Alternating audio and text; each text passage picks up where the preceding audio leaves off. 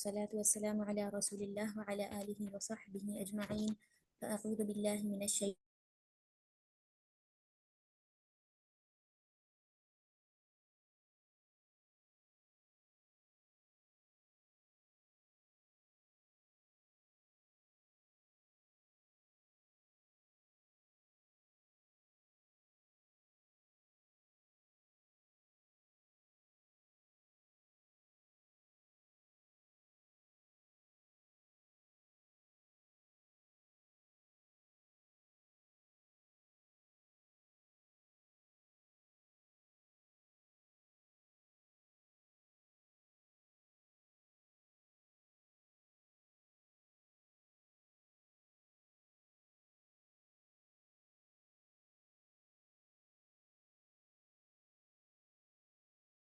ما لكم من إله غيره إني أخاف عليكم عذاب يوم عظيم.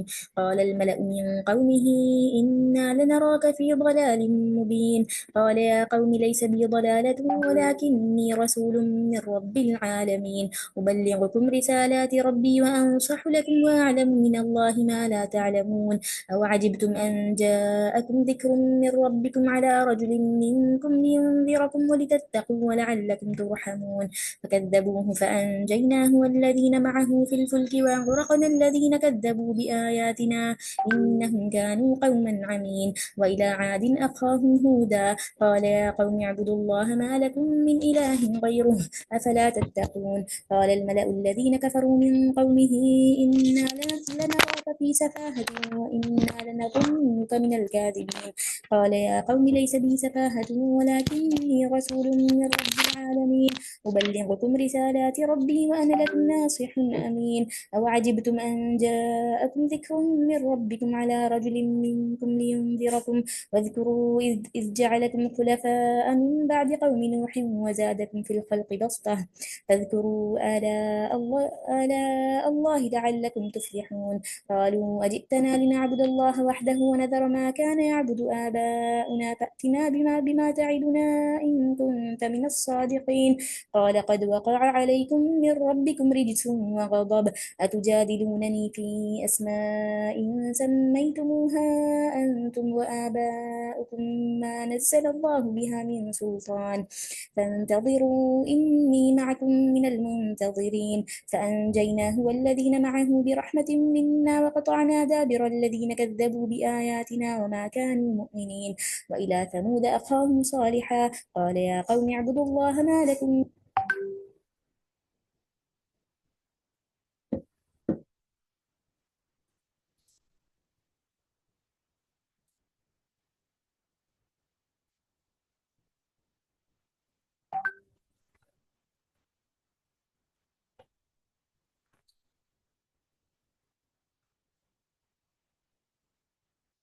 من إله غيره قد جاءتكم بينة من ربكم هذه ناقة الله لكم آية فذروها تأكل في أرض الله ولا تمسوها بسوء فيأخذكم عذاب أليم.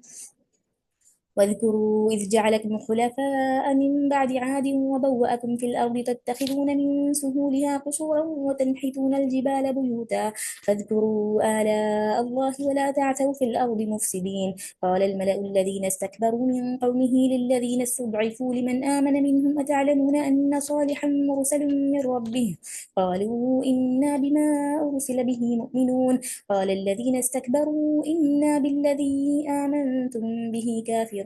فعقروا الناقة وعتوا عن أمر ربهم وقالوا يا صالح ائتنا بما تعدنا إن كنت من المرسلين. فأخذتهم الرجفة فأصبحوا في دارهم جاثمين. فتولى عنهم وقال يا قوم لقد أبلغتكم رسالة ربي ونصحت لكم ولكن لا تحبون الناصحين. ولوطا إذ قال لقومه أتأتون الفاحشة ما سبقكم بها من أحد من العالمين إنكم لتأتون الرجال شهوة من دون النساء بل أنتم قوم مسرفون وما كان جواب قومه إلا أن قالوا أخرجوهم من قريتكم إنهم أناس يتطهرون فأنجيناه وأهله إلا امرأته كانت من الغابرين وأمطرنا عليهم مطرا فانظر كيف كان عاقبة المجرمين وإلى مدين أخاهم شعيبا قال يا قوم اعبدوا الله ما لكم من إله غيره قد جاءتكم بينة من ربكم فأوفوا الكيل والميزان ولا تبخسوا الناس أشياءهم ولا تفسدوا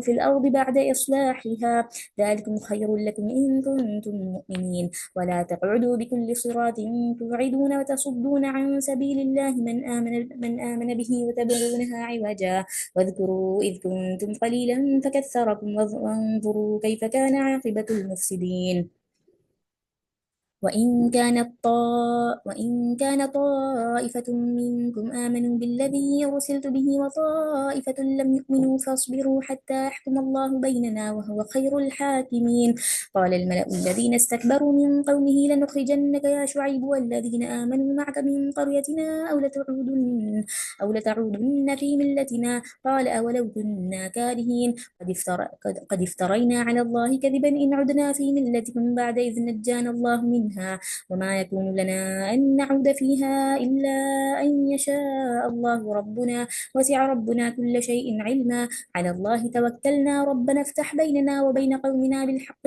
وأنت خير الفاتحين وقال الملأ الذين كفروا من قومه لئن اتبعتم شعيبا إنكم إذا لخاسرون فأخذتهم الرجفة فأصبحوا في دارهم جاثمين الذين كذبوا شعيبا كانوا هم الخاسرين فتولى عنهم وقال يا قوم لقد أبلغتكم رسالات ربي ونصحت لكم فكيف آسى على قوم كافرين وما أرسلنا في قرية من نبي إلا أخذنا أهلها بالبأساء والضراء لعلهم يضرعون ثم بدلنا مكان السيئة الحسنة حتى عفوا وقالوا قد مس آباءنا الضراء والسراء فأخذناهم بغتة وهم لا يشعرون ولو أن أهل القرى آمنوا واتقوا لفتحنا عليهم بركات من السماء والأرض ولكن كذبوا فأخذناهم بما كانوا يكسبون أفأمن أهل القرى أن يأتيهم بأسنا بياتا وهم نائمون أو أمن أهل القرى أن يأتيهم بأسنا ضحى وهم يلعبون أفأمنوا مكر الله فلا يأمن مكر الله إلا القوم الخاسرون أولم يهد للذين يرثون الأرض من بعد أهلها أن لو نشاء أصبناهم بذنوبهم ونطبع على قلوبهم فهم لا يسمعون تلك القرى نقص عليك من أنبائها ولقد جاءتهم رسل بالبينات فما كانوا ليؤمنوا بما كذبوا من قبل كذلك يطبع الله على قلوب الكافرين وما وجدنا لأكثرهم من عهد وإن وجدنا أكثرهم لفاسقين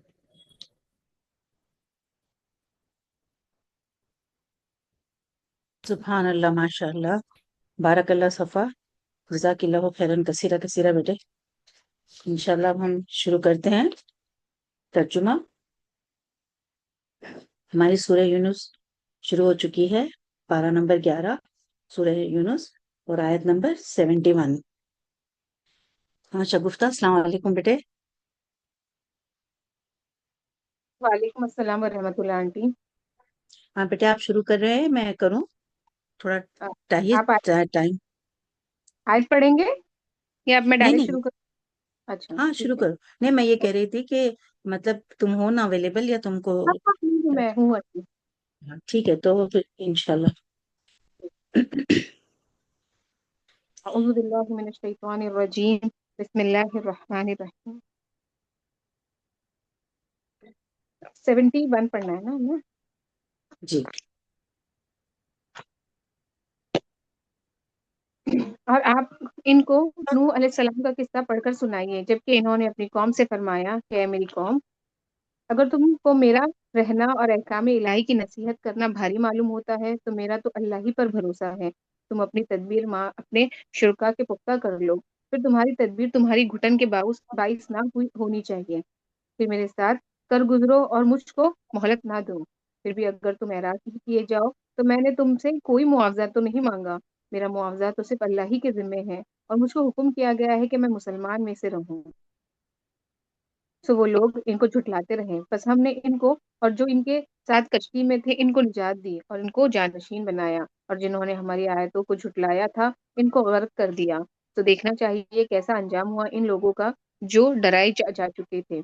پھر نوح علیہ السلام کے بعد ہم نے اور رسولوں کو ان کی قوموں کی طرف بھیجا. سو وہ ان کے پاس روشن دلیلیں لے کر آئے.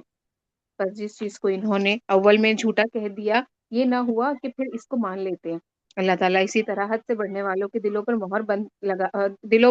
بند لگا دیتا ہے. ٹھیک ہے بیٹے، 1 منٹ رکو. یہاں پہ آیت نمبر 73 میں اللہ تعالیٰ نے فرمایا کہ جنہوں نے بات نہیں مانی، حکم نہیں مانا، تو اللہ تعالیٰ نے ان سب کو غرق کر دیا. جو نوح علیہ السلام کا قصہ ہم سن رہے ہیں نا، تو وہ آگے بھی اور آئے گا اور تفصیل سے. تو جب ان کو غرق کر دیا تو دیکھا کہ کیسا انجام ہوا ان لوگوں کا جو ڈرائے جا چکے تھے. سب غرق ہو گئے، صرف جو ہے بچنے والوں میں جو ایمان لائے تھے، نوح علیہ السلام کی کشتی میں جو تھے. اور حضرت نوح علیہ السلام کو جو آدم ثانی بھی کہتے ہیں، اس لیے کہ آپ پورے غرق ہونے کے بعد جو لوگ تھے اس میں سے نوح علیہ السلام کے جو 3 بیٹے تھے، ان کی نسل سے جو ہے پھر سے پوری دنیا آباد ہوئی. ان بیٹوں کے نام تھے حام، سام اور یافس. ہاں پڑھو بیٹے. پھر ان پیغمبروں کے بعد ہم نے موسیٰ علیہ السلام اور ہارون علیہ السلام کو فرعون اور اس کے سرداروں کے پاس اپنی نشانیاں دے کر بھیجا. سو انہوں نے تکبر کیا اور وہ لوگ مجرم قوم تھے. پھر جب ان کو ہمارے پاس سے صحیح دلیل پہنچی تو وہ لوگ کہنے لگے کہ یقیناً یہ صریح جادو ہے. اور موسیٰ علیہ السلام نے فرمایا کہ کیا تم اس میں صحیح دلیل کی نسبت جب کہ وہ تمہارے پاس پہنچی ایسی بات کہتے ہو؟ کیا یہ جادو ہے؟ حالانکہ جادوگر کامیاب نہیں ہوا کرتے. وہ لوگ کہنے لگے کیا تمہارے پاس اس لیے وہ لوگ کہنے لگے کیا تم ہمارے پاس اسی لیے آئے ہو کہ ہم کو اس طریقے سے ہٹا دو جس پر ہم نے اپنے باپ دادوں کو پایا ہے، اور تم دونوں کو دنیا میں بڑائی مل جائے، اور ہم تم دونوں کو کبھی نہ مانیں گے. اور فرعون نے کہا میرے پاس تمام ہر ماہر جادوگر کو حاضر کرو. پھر جب جادوگر آئے تو موسیٰ علیہ السلام نے ان سے فرمایا کہ ڈالو جو کچھ تم ڈالنے والے ہو. تو جب انہوں نے ڈالا تو موسیٰ علیہ السلام نے فرمایا کہ یہ جو کچھ تم لائے ہو جادو ہے. یقینی بات یہ ہے کہ اللہ اس کو اب بھی درہم برہم کیے دیتا ہے. اللہ ایسے فسادیوں کا کام بننے نہیں دیتا. اور اللہ تعالیٰ حق کو اپنے فرمان سے ثابت کر دیتا ہے، گو مجرم کیسا ہی ناگوار سمجھے. بس موسیٰ علیہ السلام پر ان کی قوم میں سے صرف قدرے قلیل آدمی ایمان لائے، وہ بھی فرعون سے اور اپنے حکام سے ڈرتے ڈرتے کہ کہیں ان کو تکلیف پہنچائے. اور واقع میں فرعون اس ملک میں زور رکھتا تھا، اور یہ بھی بات تھی کہ وہ حد سے باہر ہو جاتا تھا. موسیٰ علیہ السلام نے فرمایا کہ اے میری قوم، اگر تم اللہ پر ایمان رکھتے ہو تو اسی پر توکل کرو اگر تم مسلمان ہو. انہوں نے عرض کیا کیا ہم نے اللہ ہی پر توکل کیا؟ اے ہمارے پروردگار، ہم کو ان ظالموں کا فتنہ نہ بنانا، اور ہم کو اپنی رحمت سے ان کافر لوگوں سے نجات دے دے. آنٹی یہ دعا تھی. ہاں ہاں، انہوں نے جو مانگی، ربنا لا تجعلنا فتنة لقوم الظالمین، جو موسیٰ علیہ السلام نے دعا مانگی. موسیٰ علیہ السلام نے فرمایا کہ اے میری قوم، اگر تم اللہ پر ایمان رکھتے تو اسی پر توکل کرو اگر تم مسلمان ہو. اور انہوں نے عرض کیا کہ ہم نے اللہ ہی پر توکل کیا، اے ہمارے پروردگار، ہم کو ان ظالموں کے واسطے فتنہ نہ بنا دے. یہ جو موسیٰ علیہ السلام کا قصہ ہم کافی اس سے پہلے بہت ڈیٹیل میں بھی پڑھ چکے ہیں نا. تو یہاں پر موسیٰ علیہ السلام نے اللہ سبحانہ تعالیٰ سے دعا مانگی، ربنا لا تجعلنا فتنة للقوم الظالمین. یہ آیت نمبر 85 ہے. 85 ہاں 85. 55. ہاں ٹھیک ہے. ہاں بیٹے پڑھی، کیونکہ اور دیکھو یہ سارے جو ہم ہے نا کافی تفصیل سے پہلے پڑھ چکے ہیں، خاص کر موسیٰ علیہ السلام کا قصہ، اور بھی جو ہے آگے اور بھی یہ ریپیٹ ہوئے ہیں قصے. تو جہاں پہ ایکسٹرا کچھ اگر ہے بتانا، یعنی ہم پہلے جو بتا چکے ہیں نا اس کو پھر ریپیٹ نہیں کریں گے، لیکن اگر کوئی نئی چیز آئی تو انشاءاللہ ضرور بتائیں گے پھر. انشاءاللہ. اور ہم نے موسیٰ علیہ السلام اور ان کے بھائی کے پاس وہی بھیجی کہ تم دونوں اپنے ان لوگوں کے لیے مصر میں گھر برقرار کر رکھو، اور تم سب اپنی انہی گھروں کو نماز پڑھنے کی جگہ قرار دے لو، اور نماز کے پابند رہو، اور آپ مسلمانوں کو بشارت دے دے۔ اور موسیٰ علیہ السلام نے عرض کیا، اے ہمارے رب، تو نے فرعون کو اور اس کے سرداروں کو سامان زینت اور طرح طرح کے مال دنیاوی زندگی میں دیے، اے ہمارے رب اسی واسطے دیے ہیں کہ وہ تیری راہ سے گمراہ کرے، اے ہمارے رب ان کے مالوں کو نیست و نابود کر دے اور ان کے دلوں کو سخت کر دے تو یہ ایمان نہ لانے پائے یہاں تک کہ دردناک عذاب کو دیکھ لے۔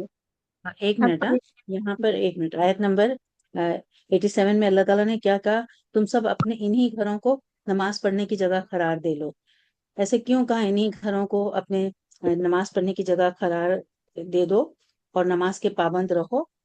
اس لیے اللہ سبحانہ و تعالیٰ نے ان سے یہ بات کہی کہ اپنے گھروں کو ہی مسجدیں بناؤ، ان کا رخ اپنے قبلے بیت المقدس کی طرف کر لو، تاکہ تمہیں عبادت کرنے کے لیے باہر جو کنیسوں میں چرچ وغیرہ میں جاتے نا، وہاں پہ جانے کی ضرورت ہی نہ پڑے، جہاں فرعون جو ہے ان کے جو لوگ ان کے انتظار میں ہے، ظلم و ستم کا ان کو ڈر رہتا ہے نا کہ وہ تکلیف دیں گے، ظلم کریں گے، تو جانا نہ پڑے، اسی لیے گھروں میں ہی اپنے نماز پڑھنے کی جگہ بنا لو اور نماز کے پابند رہو۔ دیکھیے نماز کبھی بھی معاف نہیں ہے کہ وہ جا نہیں سکتے جیسے مسجد میں، تو معاف ہے نہیں، گھر میں پڑھو، اگر اتنی تکلیف ہے نہیں جا سکتے تو پھر آپ گھر میں پڑھو، یہ اللہ سبحانہ تعالیٰ کا حکم ہے۔ پھر آگے کی آیت میں کیا ہے؟ موسیٰ نے عرض کیا ہے، ہمارے رب تو نے فرعون اور اس کے سرداروں کو سامان زینت اور طرح طرح کے مال دنیاوی زندگی میں دیے۔ اس کا مطلب یہ ہے کہ اپنے گھر، اس کا ایک منٹ، ہاں، یعنی فرعون اور اس کی قوم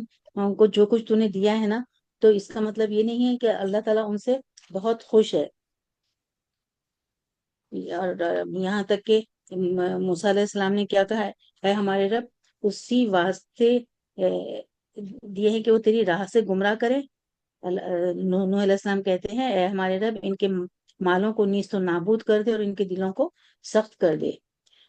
موسیٰ علیہ السلام نے جب دیکھا نا کہ فرعون اور اس کی قوم پر واعظ و نصیحت کا کوئی بھی اثر نہیں ہو رہا ہے، اور اس طرح معجزات دیکھ کر بھی ان کے اندر کوئی تبدیلی نہیں آئی، تو پھر ان کے حق میں انہوں نے بد دعا ہی فرما دی، جسے اللہ نے یہاں پر نقل کیا، کیا بد دعا فرما دی کہ یہ ایمان تو لانے والے ہیں نہیں، اور اسی لیے یہاں تک کہ وہ دردناک عذاب کو دیکھ لیں، ان کے دل سخت کر دے کہا، اور یہ کہ وہ جو ہے عذاب کو دیکھ لیں۔ حق تعالیٰ نے فرمایا کہ تم دونوں کی دعا قبول کر لی گئی، سو تم ثابت قدم رہو اور ان لوگوں کی راہ نہ چلنا جن کو علم نہیں ہے، آیت 69 میں فرمایا۔ اس کا 89۔ مطلب، ہاں 89، اس کا یہ مطلب ہے کہ اپنی بد دعا پر قائم رہنا، چاہے اس کے ظہور میں تاخیر ہو جائے، کیونکہ تمہاری دعا تو یقیناً قبول کر لی گئی، لیکن ہم اس پر عملی جامہ کب پہنائیں، یہ ہم پر ہے، یہ خالص ہماری مشیت و حکمت پر موقوف ہے۔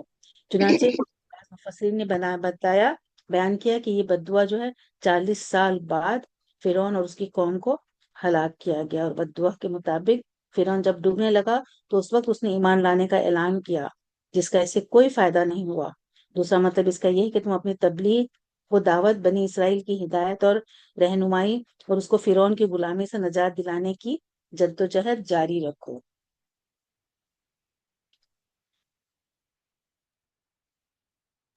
ہاں ٹھیک ہے بیٹے، پڑھو۔ اور ہم نے بنی اسرائیل کو دریا سے پار کر دیا، پھر ان کے پیچھے پیچھے فرعون اپنے لشکر کے ساتھ ظلم اور زیادتی کے ارادے سے یہاں چلا آیا، یہاں تک کہ جب ڈوبنے لگا تو کہنے لگا کہ میں ایمان لاتا ہوں اس خدا پر کہ جس پر بنی اسرائیل ایمان لائے ہیں، اس کے سوا کوئی معبود نہیں، اور میں مسلمان میں سے ہوں۔ جواب دیا گیا کہ اب ایمان لاتا ہے اور پہلے سرکشی کرتا رہا اور مفسدوں میں داخل رہا، سو آج ہم صرف تیری لاش کو نجات دیں گے، تاکہ تو ان کے لیے جو نشان عبرت ہو جو تیرے بعد ہے، اور حقیقت یہ ہے کہ بہت سے آدمی ہماری نشانیوں سے غافل ہیں۔ اور ہم ہاں نے ایک منٹ، ہاں بیٹے، یہاں پر یہ آیت نمبر 92 میں اللہ تعالیٰ نے کیا کہا کہ تجھے تو نجات نہیں دیں گے، ایک دم آخر وقت پہ جو تو ایمان لایا ہے قبول نہیں ہوگا، بٹ کیا کریں گے کہ تیری جو لاش ہے نا، اس کو لوگوں کے لیے نشان عبرت بنا دیں گے۔ جب فرعون غرق ہو گیا نا، تو اس کی موت کا بہت سے لوگوں کو یقین ہی نہیں آتا تھا کہ وہ مر گیا، یہاں تک کہ اللہ تعالیٰ نے سمندر کو حکم دیا کہ اس نے اس کی لاش کو باہر خشکی پر پھینک دیا، جس کا مشاہدہ پھر سب نے کیا، مشہور ہے کہ آج بھی یہ لاش جو ہے مصر کے عجائب خانے میں محفوظ ہے اور لوگوں کے لیے یہ عبرت ہے. بالکل. ہاں پڑھیں بالکل. اور ہم نے اور ہم نے بنی اسرائیل کو بہت اچھے ٹھکانہ رہنے کو دیا، اور ہم نے انہیں پاکیزہ چیزیں کھانے کو دی، تو انہوں نے اختلاف نہیں کیا یہاں تک کہ ان کے پاس علم پہنچ گیا۔ یقینی بات ہے کہ آپ کا رب ان کے درمیان قیامت کے دن ان امور میں فیصلہ کرے گا جن میں وہ اختلاف کرتے تھے۔ پھر اگر آپ اس کی طرف سے شک میں ہو جس کو ہم نے آپ کے پاس بھیجا ہے، تو آپ ان لوگوں سے پوچھ دیکھیے جو آپ سے پہلی کتابوں کو پڑھتے ہیں۔ بے شک آپ کے پاس آپ کے رب کی طرف سے سچی کتاب آئی ہے۔ آپ ہرگز شک کرنے والوں میں سے نہ ہونا، اور نہ ان لوگوں میں سے ہوں جنہوں نے اللہ تعالیٰ کی آیتوں کو جھٹلایا، کہیں آپ خسارہ پانے والوں میں سے نہ ہو جائیں۔ یقیناً جب لوگوں کے حق میں آپ کے رب کی بات ثابت ہو چکی ہے، وہ ایمان نہ لائیں گے، گو ان کے پاس تمام نشانیاں پہنچ جائیں جب تک کہ وہ دردناک عذاب کو نہ دیکھ لیں۔ چنانچہ کوئی بستی ایمان نہ لائی کہ ایمان لانا اس کو نافع ہوتا سوائے یونس علیہ السلام کی قوم کے۔ جب وہ ایمان لے آئے تو ہم نے رسوائی کے عذاب کو دینی زندگی میں ان پر سے ٹال دیا، اور ان کو ایک وقت خاص تک کے لیے زندگی سے فائدہ اٹھانے کا موقع دیا۔ اگر اگر آپ کا رب چاہتا تو تمام روئے زمین کے لوگ سب کے سب ایمان لے آتے، تو کیا آپ لوگوں پر زبردستی کر سکتے ہیں یہاں تک کہ وہ مومن ہی ہو جائے؟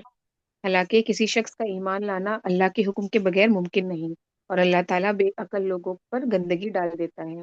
آپ ہاں کہہ ایک منٹ شب اس کا، ایک منٹ. یہاں پر دیکھیے آیت نمبر دیجیے 98 میں کیا کہا کہ چنانچہ کوئی بستی ایمان نہ لائی. اب تک جتنا بھی وہ آپ نے دیکھا نا کہ ان کی بستیاں ایمان نہیں لائی، قوم ہود، سمود اور شعیب علیہ السلام کی قوم، نوح علیہ السلام کی قوم کا ہم نے سنا نہیں لائی، تو پھر کیا ہو گیا؟ سخت عذاب آیا. ان ساری قوموں میں جو صرف ایک جو تھی وہ شعیب علیہ السلام کی قوم تھی، جس نے اللہ سبحانہ تعالیٰ سے معافی مانگی اور اللہ نے انہیں بچا لیا. تو یہ اس کے بارے میں آتا ہے، اس قوم کے بارے میں کہ یونس علیہ السلام کی قوم جو جب ایمان لے آئی تو اللہ نے اسے ان کے عذاب کو دور کر دیا. اس کا ایسے مختصراً یہ ہے کہ یونس علیہ السلام نے جب دیکھا کہ اس کی تبلیغ و دعوت سے ان کی قوم متاثر نہیں ہو رہی تھی، تو انہوں نے اپنی قوم میں اعلان کر دیا کہ فلاں فلاں دن تم پر عذاب آ جائے گا، اور خود وہاں سے نکل گئے. جب عذاب بادل کی طرح ان پر امڑ آیا تو بچوں، عورتوں، حتیٰ کہ جانوروں سمیت ایک میدان میں جمع ہو گئے اور اللہ کی بارگاہ میں عاجزی اور انکساری اور توبہ استغفار شروع کر دیا. اللہ تعالیٰ نے ان کی توبہ قبول فرما کر ان سے عذاب ٹال دیا. حضرت یونس علیہ السلام آنے جانے مسافروں سے اپنی قوم کا حال معلوم کرتے رہتے تھے.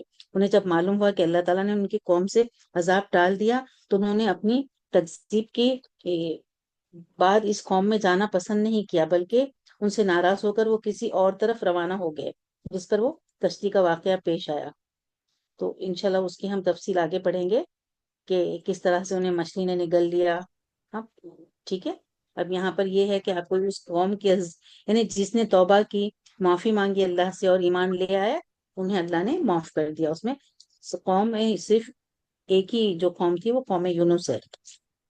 اور آگے آیت نمبر 99 میں کیا کہا کہ اگر آپ کا رب چاہتا تو روئے زمین کے سب ایمان لاتے. بے شک اگر اللہ چاہتا تو کچھ بھی ہو سکتا ہے نا. پہلے ہی کوئی ایسا ہوتا ہی نہیں کہ جو ایمان نہ لائے، لیکن اللہ تعالیٰ آزمائش کرتا ہے. اللہ تعالیٰ نے سب کو خود اختیاری دے دی ہے کہ وہ جو چاہے کرے، صحیح راستہ اختیار کرے یا غلط، اور پھر وہ خود ہی انجام اس کا دیکھ لے گا. آگے آیت نمبر 100 میں بتایا کہ حالانکہ کسی شخص کا ایمان لانا اللہ کے حکم کے بغیر ممکن نہیں، اور اللہ بے عقل لوگوں پر گندگی ڈال دیتا ہے. یعنی گندگی ڈال دیتا ہے کہ مراد کیا ہے؟ کہ عذاب یا کفر میں انہیں مبتلا کرتا ہے. یعنی جو لوگ اللہ کی آیت پر غور نہیں کرتے، سنتے نہیں، وہ کفر ہی میں مبتلا رہتے ہیں اور یوں عذاب کے مستحق قرار پاتے ہیں. ہاں بیٹے پڑھیں آپ. آپ کہہ دیجئے کہ تم غور کرو کہ کیا کیا چیزیں آسمانوں اور زمین میں ہیں، اور جو لوگ ایمان نہیں لاتے ان کو نشانیاں اور دھمکیاں کچھ فائدہ نہیں پہنچاتی۔ تو وہ لوگ صرف ان لوگوں کے سے واقعات کا انتظار کر رہے ہیں جو ان سے پہلے گزر چکے ہیں۔ اب فرما دیجئے کہ اچھا تو تم انتظار میں رہو، میں بھی تمہارے ساتھ انتظار کرنے والوں میں ہوں۔ پھر ہم اپنے پیغمبروں کو اور ایمان والوں کو بچا لیتے تھے۔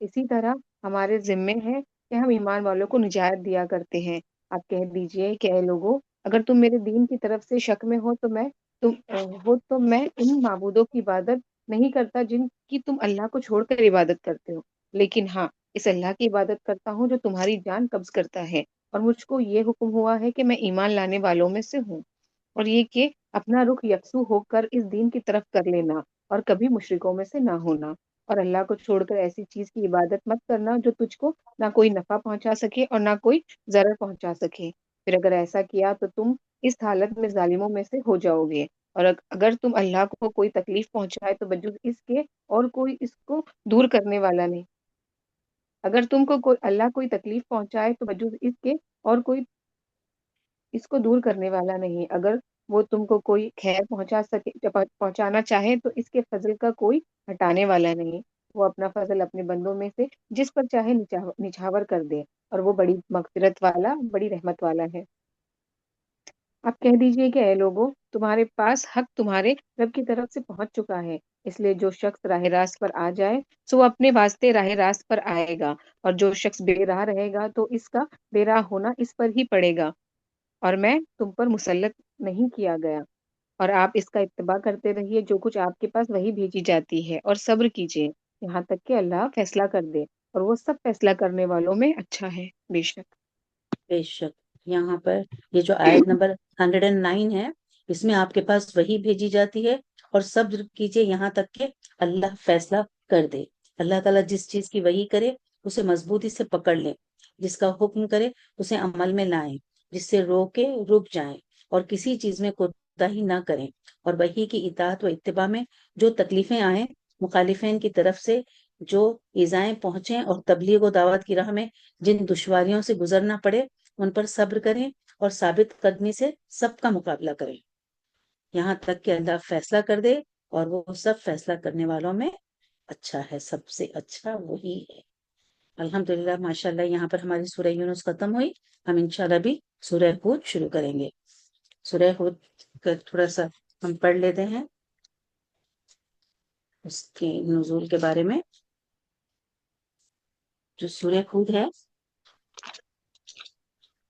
اس کا نزول بھی وہی ہے جو سورہ یونس کا ہے، یہ بھی مکہ کے آخری دور میں نازل ہوئی ہے، اور اس میں جو ہے دعوت یہ ہے کہ پیغمبر کی بات مانو، شرک سے باز آ جاؤ، سب کی بندگی چھوڑ کر اللہ کے بندے بنو، اور اپنی دنیاوی زندگی کا سارا نظام آخرت کی جواب دہی کے احساس پر قائم کرو، اور یہ کہ حیات دنیا کی ظاہری پہلو پر اعتماد کر کے جن قوموں نے اللہ کے رسولوں کی دعوت کو ٹھکرایا وہ اس سے پہلے نہایت برا انجام دیکھ چکی ہیں، کیا ضرور ہے کہ تم بھی اسی راہ پر چلو جسے تاریخ کے مسلسل تجربات قطعی طور پر تباہی کی راہ ثابت کر چکے ہیں، اور انہیں یہ بھی تنبیہ کی گئی کہ عذاب کے آنے میں جو تاخیر ہو رہی ہے یہ دراصل ایک مہلت ہے جو اللہ اپنے فضل سے تمہیں عطا کر رہا ہے، اور تاکہ کچھ تو ہوش سنبھالو اور سمجھو، اس مہلت کے اندر اگر تم نہ سنبھلے تو عذاب آئے گا جو کسی کے ٹالے نہ ٹل سکے گا، اور اہل ایمان کی مٹھی بھر جماعت کو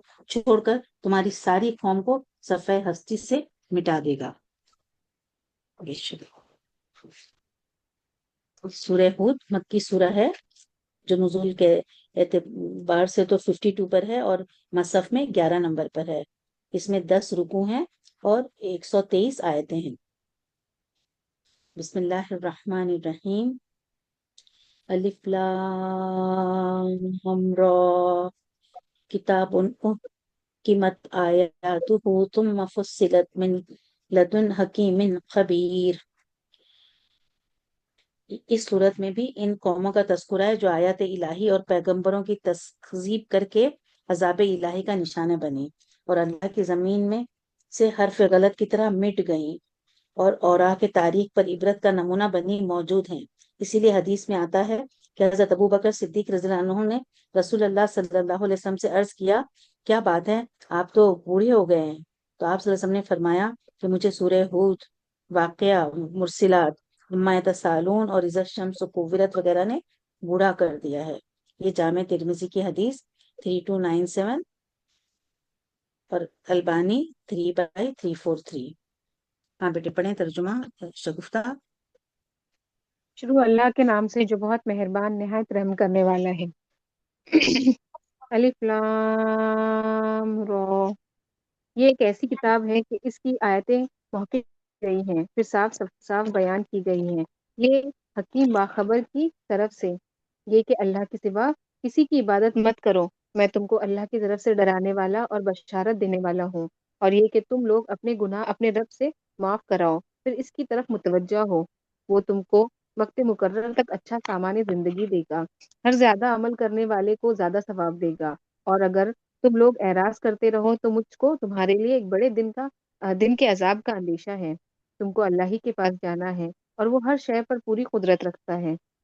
یاد رکھو وہ لوگ اپنے سینوں کو دوہرا کیے دیتے ہیں تاکہ اپنی باتیں اللہ سے چھپا سکیں۔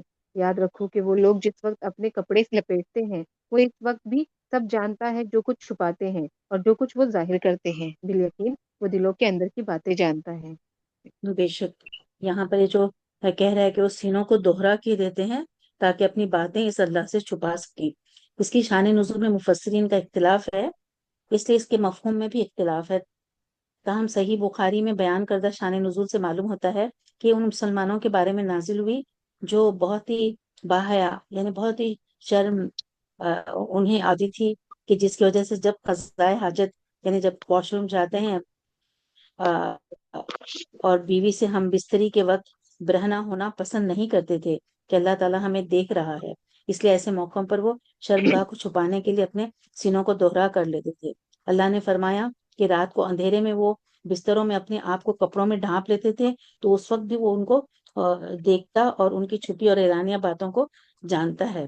مطلب یہ کہ شرم و حیا کا جذبہ اپنی جگہ بہت اچھا ہے، لیکن اس میں اتنا غلو اور افراط بھی صحیح نہیں، اس لیے کہ جس ذات کی خاطر وہ ایسا کرتے ہیں اس سے تو پھر بھی وہ نہیں چھپ سکتے، تو پھر اس طرح کی تکلیف کا کیا فائدہ۔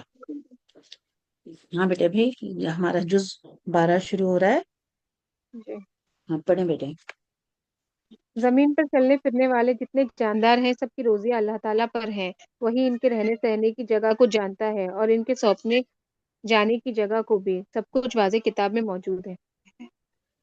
ایک منٹ آنٹی۔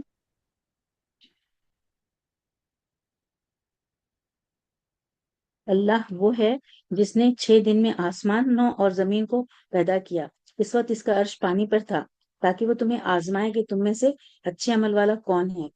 یہاں پر اس آیت میں آیت نمبر 7 یہی بات صحیح احادیث میں بھی بیان کی گئی ہے۔ چنانچہ ایک حدیث میں آتا ہے کہ اللہ تعالیٰ نے آسمان و زمین کی تخلیق سے 50,000 سال قبل مخلوقات کی تقدیر لکھی، اس وقت اس کا عرش پانی پر تھا۔ یہ صحیح مسلم کی حدیث 16-2653 اور صحیح بخاری کی حدیث 3191۔ اور کیا فرما رہا ہے کہ لِيَبْلُوَكُمْ أَيُّكُمْ أَحْسَنُ عَمَلًا، تاکہ تمہیں آزمائے کہ تم میں سے اچھے عمل والا کون ہے۔ دیکھیے یعنی اللہ تعالیٰ بھی آزماتا ہے نا، کہ ہم تو سبھی تو کر ہی رہے ہیں اچھا عمل، لیکن اس میں بھی حسن کون ہے، اس اچھا کون ہے، اچھے سے اچھا، بہتر، بیسٹ۔ یعنی یہ آسمان و زمین یوں ہی عبث اور بلا مقصد نہیں بنائے، بلکہ اس کا مقصود انسانوں اور جنوں کی آزمائش کا ہے کہ کون اچھے اعمال کرتا ہے۔ اللہ تعالیٰ نے یہاں یہ نہیں فرمایا کہ کون زیادہ عمل کرتا ہے، بلکہ فرمایا کہ کون زیادہ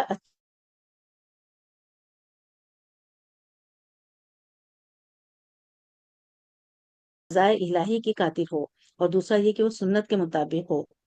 ان دو شرطوں میں سے ایک شرط بھی فوت ہو جائے گی تو اچھا عمل نہیں رہے گا، پھر وہ چاہے کتنا بھی زیادہ ہو، اللہ کے ہاں اس کی کوئی حیثیت نہیں۔ ہاں ہاں پڑھ رہے شگفتہ؟ 77 کمپلیٹ ہو گئی نا آپ کی؟ ہاں بیٹے 8ویں پڑھو۔ جی۔ اور اگر ہم ان سے عذاب کو گنی چنی مدت تک کے لیے پیچھے ڈال دیں تو یہ ضرور پکار اٹھیں گے کہ عذاب وہ کون سی چیز روکے ہوئے ہیں، سنو، جس دن وہ ان کے پاس آئے گا پھر انہیں ٹلنے والا نہیں، پھر ان سے ٹلنے والا نہیں، پھر تو جس کی ہنسی اڑا رہے تھے وہ انہیں گھیر لے گی۔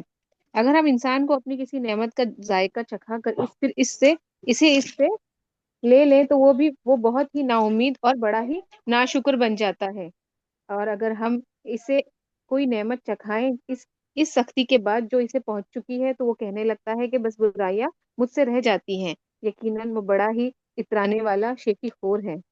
سوائے ان کے جو صبر کرتے ہیں اور نیک کاموں میں لگے رہتے ہیں، انہی لوگوں کے لیے بخشش بھی ہے اور بہت بڑا نیک بدلہ بھی۔ بس شاید آپ اس وحی کے حصے کو چھوڑ دینے والے ہیں جو آپ کی طرف نازل کی جاتی ہے اور اس سے آپ کا دل تنگ ہے صرف ان کی اس بات پر کہ اس پر کوئی خزانہ کیوں نہیں اترا یا اس کے ساتھ کوئی فرشتہ ہی آتا. سن لیجئے، آپ تو صرف ڈرانے والے ہی ہیں اور ہر چیز کا ذمہ دار اللہ تعالیٰ ہی ہے. کیا یہ کہتے ہیں کہ اس قرآن کو اسی نے گھڑا ہے؟ جواب دیجئے پھر تم بھی اس کے مثل 10 صورتیں گھڑی ہوئی لے آؤ اور اللہ کے سوا جسے چاہو اپنے ساتھ بلا بھی لو اگر تم سچے ہو. پھر اگر وہ تمہاری اس بات کو قبول نہ کرے تو تم یقین سے جان لو کہ یہ قرآن اللہ کے علم کے ساتھ اتارا گیا ہے اور یہ کہ اللہ کے سوا کوئی معبود نہیں. بس کیا تم مسلمان ہوتے ہو؟ جو شخص دنیا کی زندگی اور اس کی زینت پر فریضہ ہوا جاتا ہو، ہم ایسے کو ان کے اعمال کا بدلہ یہی بھرپور پہنچا دیتے ہیں اور یہاں انہیں کوئی کمی نہیں کی جاتی. ہاں، یہی وہ لوگ ہیں جن کے لیے آخرت میں سوائے آگ کے اور کچھ نہیں، اور جو کچھ انہوں نے وہاں کیا تھا وہاں سب اکارت ہے، اور جو کچھ ان کے اعمال تھے سب کچھ برباد ہونے والا ہے. کیا وہ شخص اپنے رب کے پاس کی دلیل پر ہو اور اس کے ساتھ اللہ کی طرف کا گواہ ہو اور اس سے پہلے موسیٰ علیہ السلام کی کتاب گواہ ہو جو پیشوا اور رحمت ہے اور اوروں کے برابر ہو سکتا ہے؟ یہی لوگ ہیں جو اس پر ایمان رکھتے ہیں، اور تمام فریقوں میں سے جو بھی اس کا منکر ہو اس کے آخری وعدے کی جگہ جہنم ہے. بس تو اس میں کسی قسم کے شبے میں نہ رہے. یقیناً تیرے رب کی جانب سے سراسر برحق ہے، لیکن اکثر لوگ ایمان لانے والے نہیں ہوتے. اس سے بڑھ کر ظالم کون ہوگا جو اللہ پر جھوٹ باندھے؟ یہ لوگ اپنے پروردگار کے سامنے پیش کیے جائیں گے اور سارے گواہ کہیں گے کہ یہ وہ لوگ ہیں جنہوں نے اپنے پروردگار پر جھوٹ باندھا. خبردار رہو کہ اللہ کی لعنت ہے ظالموں پر. جو اللہ کی راہ سے روکتے ہیں اور اس میں کجی تلاش کرتے ہیں، یہی آخرت کے منکر ہیں. نہ یہ لوگ دنیا میں اللہ کو ہرا سکے، نہ ان کا کوئی حمایتی اللہ کے سوا ہوا. ان کے لیے عذاب دگنا کیا جائے گا. نہ یہ سننے کی طاقت رکھتے تھے اور نہ ہی دیکھتے ہی تھے. یہی ہے جنہوں نے اپنا نقصان آپ کر لیا اور وہ سب کچھ ان سے کھو گیا جو انہوں نے گھڑ رکھا تھا. بے شک یہی لوگ آخرت میں ضیاءکار ہوں گے. یقیناً جو لوگ ایمان لائے اور انہوں نے نیک کام بھی کیے اور اپنے پالنے والے کی طرف جھکتے رہے، وہی جنت میں جانے والے ہیں جہاں وہ ہمیشہ رہنے والے ہیں. ان دونوں فرقوں کی مثال اندھے بہرے اور دیکھنے سننے والوں جیسی ہے. کیا یہ دونوں مثال برابر ہے؟ کیا پھر بھی تم نصیحت نہیں حاصل کرتے؟ یقیناً ہم نے نوح علیہ السلام کو اس کی قوم کی طرف رسول بنا کر بھیجا کہ میں تمہیں صاف صاف ہوشیار کر دینے والا ہوں کہ تم صرف اللہ ہی کی عبادت کرو. مجھے تو تم پر دردناک دن کا عذاب خوف ہے. اس کی قوم کے کافروں کے سرداروں نے جواب دیا، ہم تو تجھے اپنا جیسا ہی انسان ہی دیکھتے ہیں اور تیرے تابع داروں کو بھی ہم سرسری نظر میں ہی دیکھتے ہیں سوائے نیچ اور موٹی عقل والوں کے، اور کوئی نہیں. اور ہم تو تمہاری کسی قسم کی برتری اپنے اوپر نہیں دیکھ رہے ہیں، بلکہ ہم تو تمہیں جھوٹا ہی سمجھ رہے ہیں. نوح علیہ السلام نے کہا، میری قوم والو مجھے بتاؤ تو اگر میں اپنے رب کی طرف سے کسی دلیل پر ہوا اور مجھے اس نے اپنے پاس سے کوئی رحمت عطا کی ہو، پھر وہ تمہاری نگاہوں میں نہ آئی ہو، تو کیا زبردستی میں تمہارے گلے منڈ دوں گا؟ حالانکہ تم اس سے بیزار ہو. میری قوم والوں، میں تو تمہیں اس پر کوئی مال نہیں مانگتا. میرا ثواب تو صرف اللہ تعالیٰ کے یہاں ہے. نہ میں ایمانداروں کو اپنے پاس سے نکال سکتا ہوں، انہیں اپنے رب سے ملنا ہے، لیکن میں دیکھتا ہوں کہ تم لوگ جہالت کر رہے ہو. میری قوم کے لوگوں، میں ان مومنوں کو اپنے پاس سے نکال دوں تو اللہ کے مقابلے میں میری مدد کون کر سکتا ہے؟ کیا تم کچھ بھی غور و فکر نہیں کرتے؟ میں تم سے نہیں کہتا کہ میرے پاس اللہ کے خزانے ہیں. سنو، میں غیب کا علم بھی نہیں رکھتا. نہ میں یہ کہتا ہوں کہ میں کوئی فرشتہ ہوں. نہ میرا یہ قول ہے کہ جن پر تمہاری نگاہیں ہیں ذلت سے پڑ رہی ہیں، انہیں اللہ تعالیٰ کوئی نعمت دے گا ہی نہیں. ان کے دل میں جو ہے اسے اللہ ہی خوب جانتا ہے. اگر میں ایسی بات کہوں تو یقیناً میرا شمار ظالموں میں سے ہو جائے گا. قوم کے لوگوں نے کہا، اے نوح، تو نے ہم سے بحث کر لی اور خوب بحث کر لی. اب تو جس چیز سے ہمیں دھمکا رہا ہے وہی ہمارے پاس لیا اگر تو سچوں میں سے ہے. جواب دیا کہ اسے بھی اللہ تعالیٰ ہی لائے گا اگر وہ چاہے، اور ہاں تم اسے ہرانے والے نہیں ہو. تمہیں میری خیر خواہی کچھ بھی نفع نہیں دے سکے گی، وہ میں کتنی ہی تمہاری خیر خواہی کیوں نہ چاہوں، بشرط یہ کہ اللہ کا ارادہ تمہیں گمراہ کرنے کا ہو. وہی تم سب کا پروردگار ہے اور اسی کی طرف لوٹائے جاؤ گے. کیا یہ کہتے ہیں کہ اسے خود اسی نے گھڑ لیا؟ تو جواب دے دے کہ اگر میں نے اسے گھڑ لیا تو میرا گناہ مجھ پر ہے اور میں ان گناہوں سے بری ہوں جو تم کر رہے ہو. نوح ہاں علیہ ایک السلام. منٹ شگفتہ. ہاں یہاں پر ہے نا اس آیت میں 35 میں دیکھیں یہاں پر آیت نمبر 34 میں بھی تمہیں میری خیر خواہی کچھ بھی نفع نہیں دے سکتی. انہوں نے نوح علیہ السلام نے تو یعنی اتنا سمجھ کر انہیں کہ اتنا سمجھایا کہ یہ لوگ باز آ جائیں، راہ راست پر آ جائیں نا، انہیں کوئی تکلیف نہ ہو، کوئی عذاب نہ آئے. لیکن وہ جو ہے نوح علیہ السلام سے بالکل کوئی ان کی بات سننے ہی کو تیار نہیں. ان کا تو کہنا ہے کہ یہ جو تمہارے ساتھ لوگ ہیں یہ سب غریب فقیر لوگ ہیں، یہی مطلب ایمان لے آئے. لیکن نوح علیہ السلام جو ہے ان کی طرف یہی ہے کہ وہ کسی طرح ایمان لے آئیں. اب آگے یہاں پر یہ کہہ رہے ہیں کہ وہ کہتے ہیں کہ نوح علیہ السلام کیا یہ کہتے ہیں کہ اسے خود اسی نے گھڑ لیا، یعنی نبی صلی اللہ علیہ وسلم نوح علیہ السلام نے ہی گھڑ لیا؟ تو جواب دے کہ میں نے اسے گھڑ لیا ہو تو میرا گناہ مجھ پر، اور میں ان گناہوں سے بری ہوں جو تم کر رہے ہو. یعنی مفسرین کے نزدیک یہ مکالمہ جو ہے قوم نوح اور حضرت نوح علیہ السلام کے درمیان ہوا. اور بعض کا خیال یہ ہے کہ نبی صلی اللہ علیہ وسلم اور مشرکین مکہ کے درمیان، کیونکہ اس وقت وہاں بھی ایسا ہی ماحول چل رہا تھا جو ہم ابھی اس وقت پڑھ رہے ہیں موسیٰ علیہ السلام اور ان کی قوم کے بارے میں. مطلب یہ ہے کہ اگر یہ قرآن میرا گھڑا ہوا ہے اور میں اللہ کی طرف منسوب کرنے میں جھوٹا ہوں تو یہ میرا جرم ہے، اس کی سزا میں ہی بھگتوں گا. لیکن تم جو کچھ کر رہے ہو جس سے میں بری ہوں اس کا بھی تمہیں پتا ہے، اس کا وبال تو مجھ پر نہیں تم پر ہی پڑے گا. کیا اس کی بھی تمہیں کچھ فکر ہے کہ نہیں؟ وہ پوچھ رہے ہیں. آگے جو ہے نوح کی طرف آگے کی آیت ہے 36. نوح کی طرف وہی بھیجی گئی کہ تیری قوم میں سے جو ایمان لا چکے ان کے سوا اور کوئی اب ایمان لائے گا ہی نہیں، بس تو ان سب کے کاموں پر غمگین نہ ہو.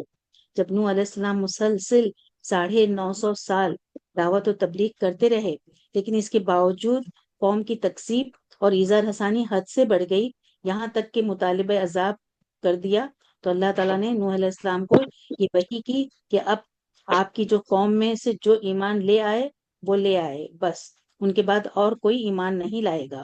اور نوح علیہ السلام کو قوم سے کلیتاً مایوس کر دیا.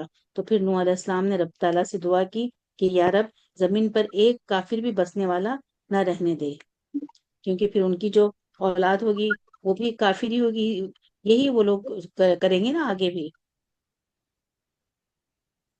اور ایک کشتی ہماری آگے آیت 37 میں، ایک کشتی ہماری آنکھوں کے سامنے اور ہماری وحی سے تیار کر، اور ظالموں کے بارے میں ہم سے کوئی بات چیت نہ کر، وہ پانی میں ڈبو دیے جانے والے ہیں. تو ہماری آنکھوں کے سامنے سے ثابت ہوا کہ اللہ تعالیٰ کی آنکھیں ہیں، لیکن اس طرح آنکھیں جس طرح اس کی شان کے لائق ہے. یعنی آنکھ ثابت ہے، اس کی کیفیت کا ہمیں پتہ نہیں. اور ہماری وحی حصے کا مطلب ہے کہ اس کے طول و عرض وغیرہ کی جو کیفیات ہیں، یعنی کتنی بڑی کشتی بنانا ہے کیا نہیں، یہ سب اللہ تعالیٰ کا انسٹرکشن جو وحی کے ذریعے آتا رہا اسی طرح سے نوح علیہ السلام نے بنائی.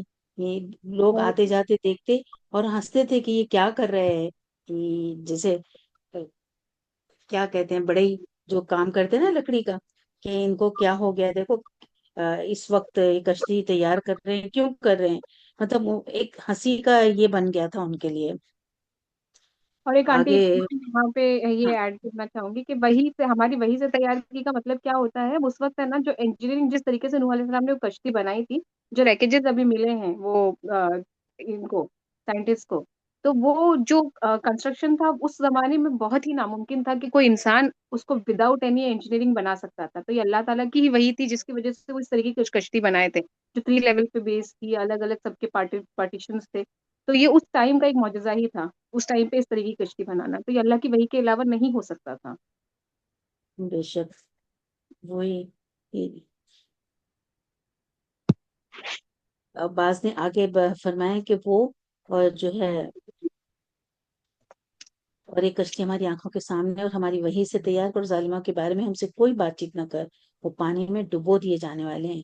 وہ آیت نمبر 38 میں فرمایا کہ وہ کشتی بنانے لگے، کون؟ نوح علیہ السلام. تو ان کی قوم کے جو سردار ان کے پاس سے گزرتے وہ ان کا مذاق اڑاتے. وہ کہتے اگر تم ہمارا مذاق اڑاتے تو ہم بھی تم پر ایک دن ہنسیں گے جیسے تم ہم پر ہنستے ہو. دیکھیے کیسے کیونکہ انہیں تو وحی کے ذریعے بتا دیا گیا نا کہ سب ڈبو دیے جائیں گے. تو وہ نوح علیہ السلام کیا کہتے ہیں کہ کرو مذاق اڑاؤ، کوئی بات نہیں، اور دیکھو جب تم اڑا رہے ہو نا ابھی ہم بھی دیکھنا تم پر ایسے ہی ہنسیں گے. مثلاً کہتے ہیں کہ نوح علیہ السلام نبوت کے بعد بڑا ہی بن گئے، یعنی سب ایسے کہتے تھے کہ اچھا نبوت ملی اور کیا پھر بڑا ہی بنا دیے تم کو کہ تم لکڑی کا یہ کام کرنے لگے، کشتی بنانے لگے۔ اے نوح، خشکی میں یعنی زمین پر، جیسے کشتی تو سمندر میں چلتی ہے نا، خشکی میں کشتی کس لیے تیار کر رہے ہو؟ تو یہاں پر آگے فرماتے ہیں کہ تمہیں بہت جلد معلوم ہو جائے گا کہ کس پر عذاب آئے گا۔ عذاب آتا ہے جو اسے رسوا کرے اور اس پر ہمیشگی کی سزا اتر آئے۔ یہ آیت 39 میں ہے۔ مثلا اس سے مراد جہنم کا دائمی عذاب ہے جو اس دنیاوی عذاب کے بعد ان کے لیے تیار ہے۔ پڑھو بیٹے شگفتہ۔ جی، آیت نمبر 40، یہاں تک کہ جب ہمارا حکم آ پہنچا اور تنور ابلنے لگا، ہم نے کہا کہ اس کشتی میں ہر قسم کے جانداروں میں سے جوڑے یعنی 2 جانور، ایک نر اور ایک مادہ سوار کر لیں، اور اپنے گھر کے لوگوں کو بھی، سوائے ان کے جن پر پہلے سے بات پڑ چکی ہے، اور سب ایمان والوں کو بھی اس کے ساتھ ایمان لانے والے بہت ہی کم تھے۔ نوح علیہ السلام نے کہا، اس کشتی میں بیٹھ جاؤ، اللہ ہی کے نام سے اس کا چلنا اور ٹھہرنا ہے، یقیناً میرا رب بڑی بخشش اور بڑے رحم والا ہے۔ وہ کشتی ایک انہیں منٹ لے شگفتہ، ایک منٹ، آیت نمبر 40 میں جو بتایا نا کہ اور اپنے گھر کے لوگوں کو بھی سوائے ان کے جن پر پہلے سے بات پڑ چکی ہے، یعنی جن کا غرق ہونا اللہ کے ہاں طے ہے۔ اس سے مراد اگر سارے کفار ہیں تو یہ، اگر اس سے مراد نوح علیہ السلام کی بیوی اور بیٹا جس کا نام کنعان یا یام ہے، جو دونوں کافر تھے، تو پھر یہ انہی کے لیے کہ یعنی اپنے گھر والوں کو بھی کشتی میں سوار کر لے سوائے ان کے جن پر اللہ کی بات سبقت کر گئی ہے نا۔ اور آگے کیا فرمایا؟ اور سب ایمان والوں کو بھی، اس کے ساتھ ایمان لانے والے بہت ہی کم تھے، یعنی سب اہل ایمان کو کشتی میں سوار کر، لیکن یہ 2 چونکہ ان کے دل میں ایمان نہیں تھا تو ان کی اجازت نہیں دی۔ بعض نے کل تعداد مرد اور عورت ملا کر 80 بتائی ہے اور بعض نے تو اس سے بھی کم بتلائی۔ ان میں حضرت نوح علیہ السلام کے 3 بیٹے جو ایمان لانے والوں میں شامل تھے، سام، حام اور یافس، اور یہاں پر ان کے بیٹے کا نام کیا بتایا جو نہیں تھا؟ وہ کنعان اور ان کی بیوی جو کافر تھے، وہ کشتی میں سوار نہیں ہوئے۔ اور پھر کیا ہو گیا آگے آیت نمبر 41 میں کہ اس کشتی میں نوح علیہ السلام نے کہا کہ بیٹھ جاؤ، اللہ ہی کے نام سے اس کا چلنا اور ٹھہرنا ہے، یقیناً میرا رب بڑی بخشش والا ہے۔ یعنی یہاں پر جو ہے نا، اللہ ہی کے نام سے اس پانی کی سطح پر چلنا، اس کے نام پر ٹھہرنا، اس سے مقصد اہل ایمان کو تسلی اور حوصلہ بھی دینا تھا کہ بلا خوف و خطر کشتی میں سوار ہو جاؤ۔ اللہ تعالیٰ ہی اس کشتی کا محافظ اور نگران ہے، اسی کے حکم سے چلے گی اور اسی کے حکم سے ٹھہرے گی۔ جس طرح اللہ نے دوسرے مقام پر فرمایا کہ اے نوح، جب تو اور تیرے ساتھی کشتی میں آرام سے بیٹھ جائیں تو کہہ الحمدللہ الذی نجانا من القوم الظالمین وقل رب انزلنی منزلا مبارکا وانت خیر المنزلین۔ سورہ مومنون چیپٹر 23 کی آیت 28-29۔ سب تعریف اللہ ہی کے لیے جس نے ہمیں ظالم لوگوں سے نجات عطا فرمائی، اور کہ میرے رب مجھے بابرکت اتار اور تو ہی بہتر اتارنے والا ہے۔ اور بعض علماء نے کشتیہ سواری پر بیٹھتے وقت جو بسم اللہ مجریہا و مرساہا کا پڑھنا مستحب قرار دیا، اور حدیث سے جو ثابت ہے سبحان الذی سخر لنا ھذا وما کنا لہ مقرنین وانا الی ربنا لمنقلبون۔ سورہ زخرف چیپٹر 43 کی آیت 13 اور 14 میں جو ہے آخر تک وہ دعا پڑھنا بھی ثابت ہے۔ جب بھی ہم چلے نا سفر میں تو یہ دعا پڑھ لینا چاہیے۔ ہاں شگفتہ آگے کی میں ایک آیت پڑھتی ہوں، آیت 42۔ وہ کشتی انہیں لے کر پہاڑوں جیسی موجوں میں جا رہی تھی، اور نوح علیہ السلام نے اپنے بیٹے کو جو ایک کنارے پر تھا پکار کر کہا کہ اے میرے پیارے بیٹے، ہمارے ساتھ سوار ہو جا اور کافروں میں شامل نہ رہ۔ یعنی جب زمین پر پانی تھا، حتیٰ کہ پہاڑ بھی پانی میں ڈوبے ہوئے تھے، یہ کشتی حضرت نوح علیہ السلام اور ان کے ساتھیوں کو اپنے دامن میں سمیٹے اللہ کے حکم سے اس کی حفاظت میں پہاڑ جیسی موجوں میں رواں تھی۔ ہم جاتے ہیں دیکھتے ہیں نا سمندر پہ جب موجیں بڑی آتی ہیں تو کتنا ڈر لگتا ہے۔ اب یہاں کیا لکھا ہے؟ موجیں پہاڑ جیسی، اتنی اونچی اونچی، ورنہ اتنے طوفانی پانی میں کشتی کی حیثیت ہی کیا ہوتی ہے، تو ڈوب جاتی۔ اسی لیے دوسرے مقام پر اللہ تعالیٰ نے بطور احسان فرمایا سورہ حاقہ چیپٹر 69 کی آیت 11 اور 12 میں، اور سورہ قمر کی آیت چیپٹر 54 کی 13-14 میں، اور ہم نے اسے تختوں اور کیلوں والی کشتی میں سوار کر لیا جو ہماری آنکھوں کے سامنے چل رہی تھی، بدلہ اس کی طرف سے جس کا کفر کیا گیا تھا۔ اور انہوں نے ان کا جب بیٹے کو دیکھا تو انہوں نے آواز دی کہ سوار ہو جاؤ اور کافروں میں شامل نہ رہے۔ یہ حضرت نوح علیہ السلام کا چوتھا بیٹا تھا جس کا لقب کنعان اور نام یام تھا۔ اسے حضرت نوح علیہ السلام نے دعوت دی، مسلمان ہو جا اور کافروں کے ساتھ شامل رہ کر غرق ہونے والوں میں سے مت ہو۔ اس نے جواب یہ دیا آیت 43 میں کہ میں تو کسی بڑے پہاڑ کی طرف پناہ میں آ جاؤں گا جو مجھے پانی سے بچا لے گا۔ نوح علیہ السلام نے کہا آج اللہ کے امر سے بچانے والا کوئی نہیں، صرف وہی بچیں گے جن پر اللہ کا رحم ہو۔ اسی وقت ان دونوں کے درمیان موج حائل ہو گئی اور وہ ڈوبنے والوں میں سے ہو گیا۔ یعنی باپ بیٹے کے درمیان یہ گفتگو ہو ہی رہی تھی۔ باپ کہہ رہا تھا کہ چڑھ جا کشتی میں، اور وہ انکار کر رہا تھا کہ نہیں میں تو پہاڑ پہ چڑھ جاؤں گا۔ لیکن کیا ہو گیا، دیکھتے ہی دیکھتے ایک بڑی تیز جو موج دونوں کے درمیان آئی اور اپنے طغیانی کی زد میں اسے لے لیا، اور اس طرح سے ان کا بیٹا جو ہے وہ ڈوب گیا۔ یعنی ایک باپ کے سامنے، نظروں کے سامنے اس طرح سے بیٹا ڈوب گیا۔ اللہ اکبر۔ اور اللہ تعالیٰ سب کو بس توفیق دے کہ ایمان لائیں، جو ابھی بھی جو غفلت میں ہیں اور جو شرک کر رہے ہیں، بدعت کر رہے ہیں، اللہ تعالیٰ ان سب کو ہدایت دے۔ کہ دیکھیے اتنے ہم ابھی تک کتنے قصے پڑھ چکے کہ اللہ تعالیٰ نے کیسی کیسی سزائیں دی، اور اس طرح سے باپ کے سامنے اگر بیٹا اس طرح سے ڈوب جائے نظروں کے سامنے، اور اس طرح سے بیوی پر بھی عذاب آئے، تو کیا ان لوگوں کی حالت، حالانکہ وہ نبی ہیں لیکن نہیں بخشے جائیں گے۔ جو جیسا کرے گا اس کو اس کے مطابق یہ دیا جائے گا بدلہ۔ آگے فرما دیا کہ اے زمین میں اپنے پانی کو نگل جا، اور اے آسمان بس کر تھم جا۔ اسی وقت پانی سکھا دیا گیا اور کام پورا کر دیا گیا، اور کشتی جودی نامی پہاڑ پر جا لگی، اور فرما دیا گیا ظالم لوگوں پر لعنت نازل ہو۔ یہ ہلاکت اور لعنت الہی کے معنی ہیں۔ قرآن کریم میں بطور خاص غضب الہی کے مستحق بننے والے قوموں کے لیے اسے استعمال کیا گیا ہے، اس لعنت کا لفظ۔ اور آیت 45 میں فرمایا نوح نے اپنے پروردگار کو پکارا اور کہا کہ اے میرے رب،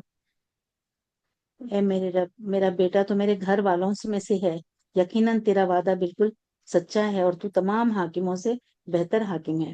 یہ آیت 45 میں اللہ سبحانہ وتعالیٰ کہہ رہے ہیں کہ نوح علیہ السلام نے کیا کہا کہ اے رب، میرا بیٹا تو میرے گھر والوں ہے، وہ تو میرا ہی گھر والا، میرا ہی بیٹا ہے نا۔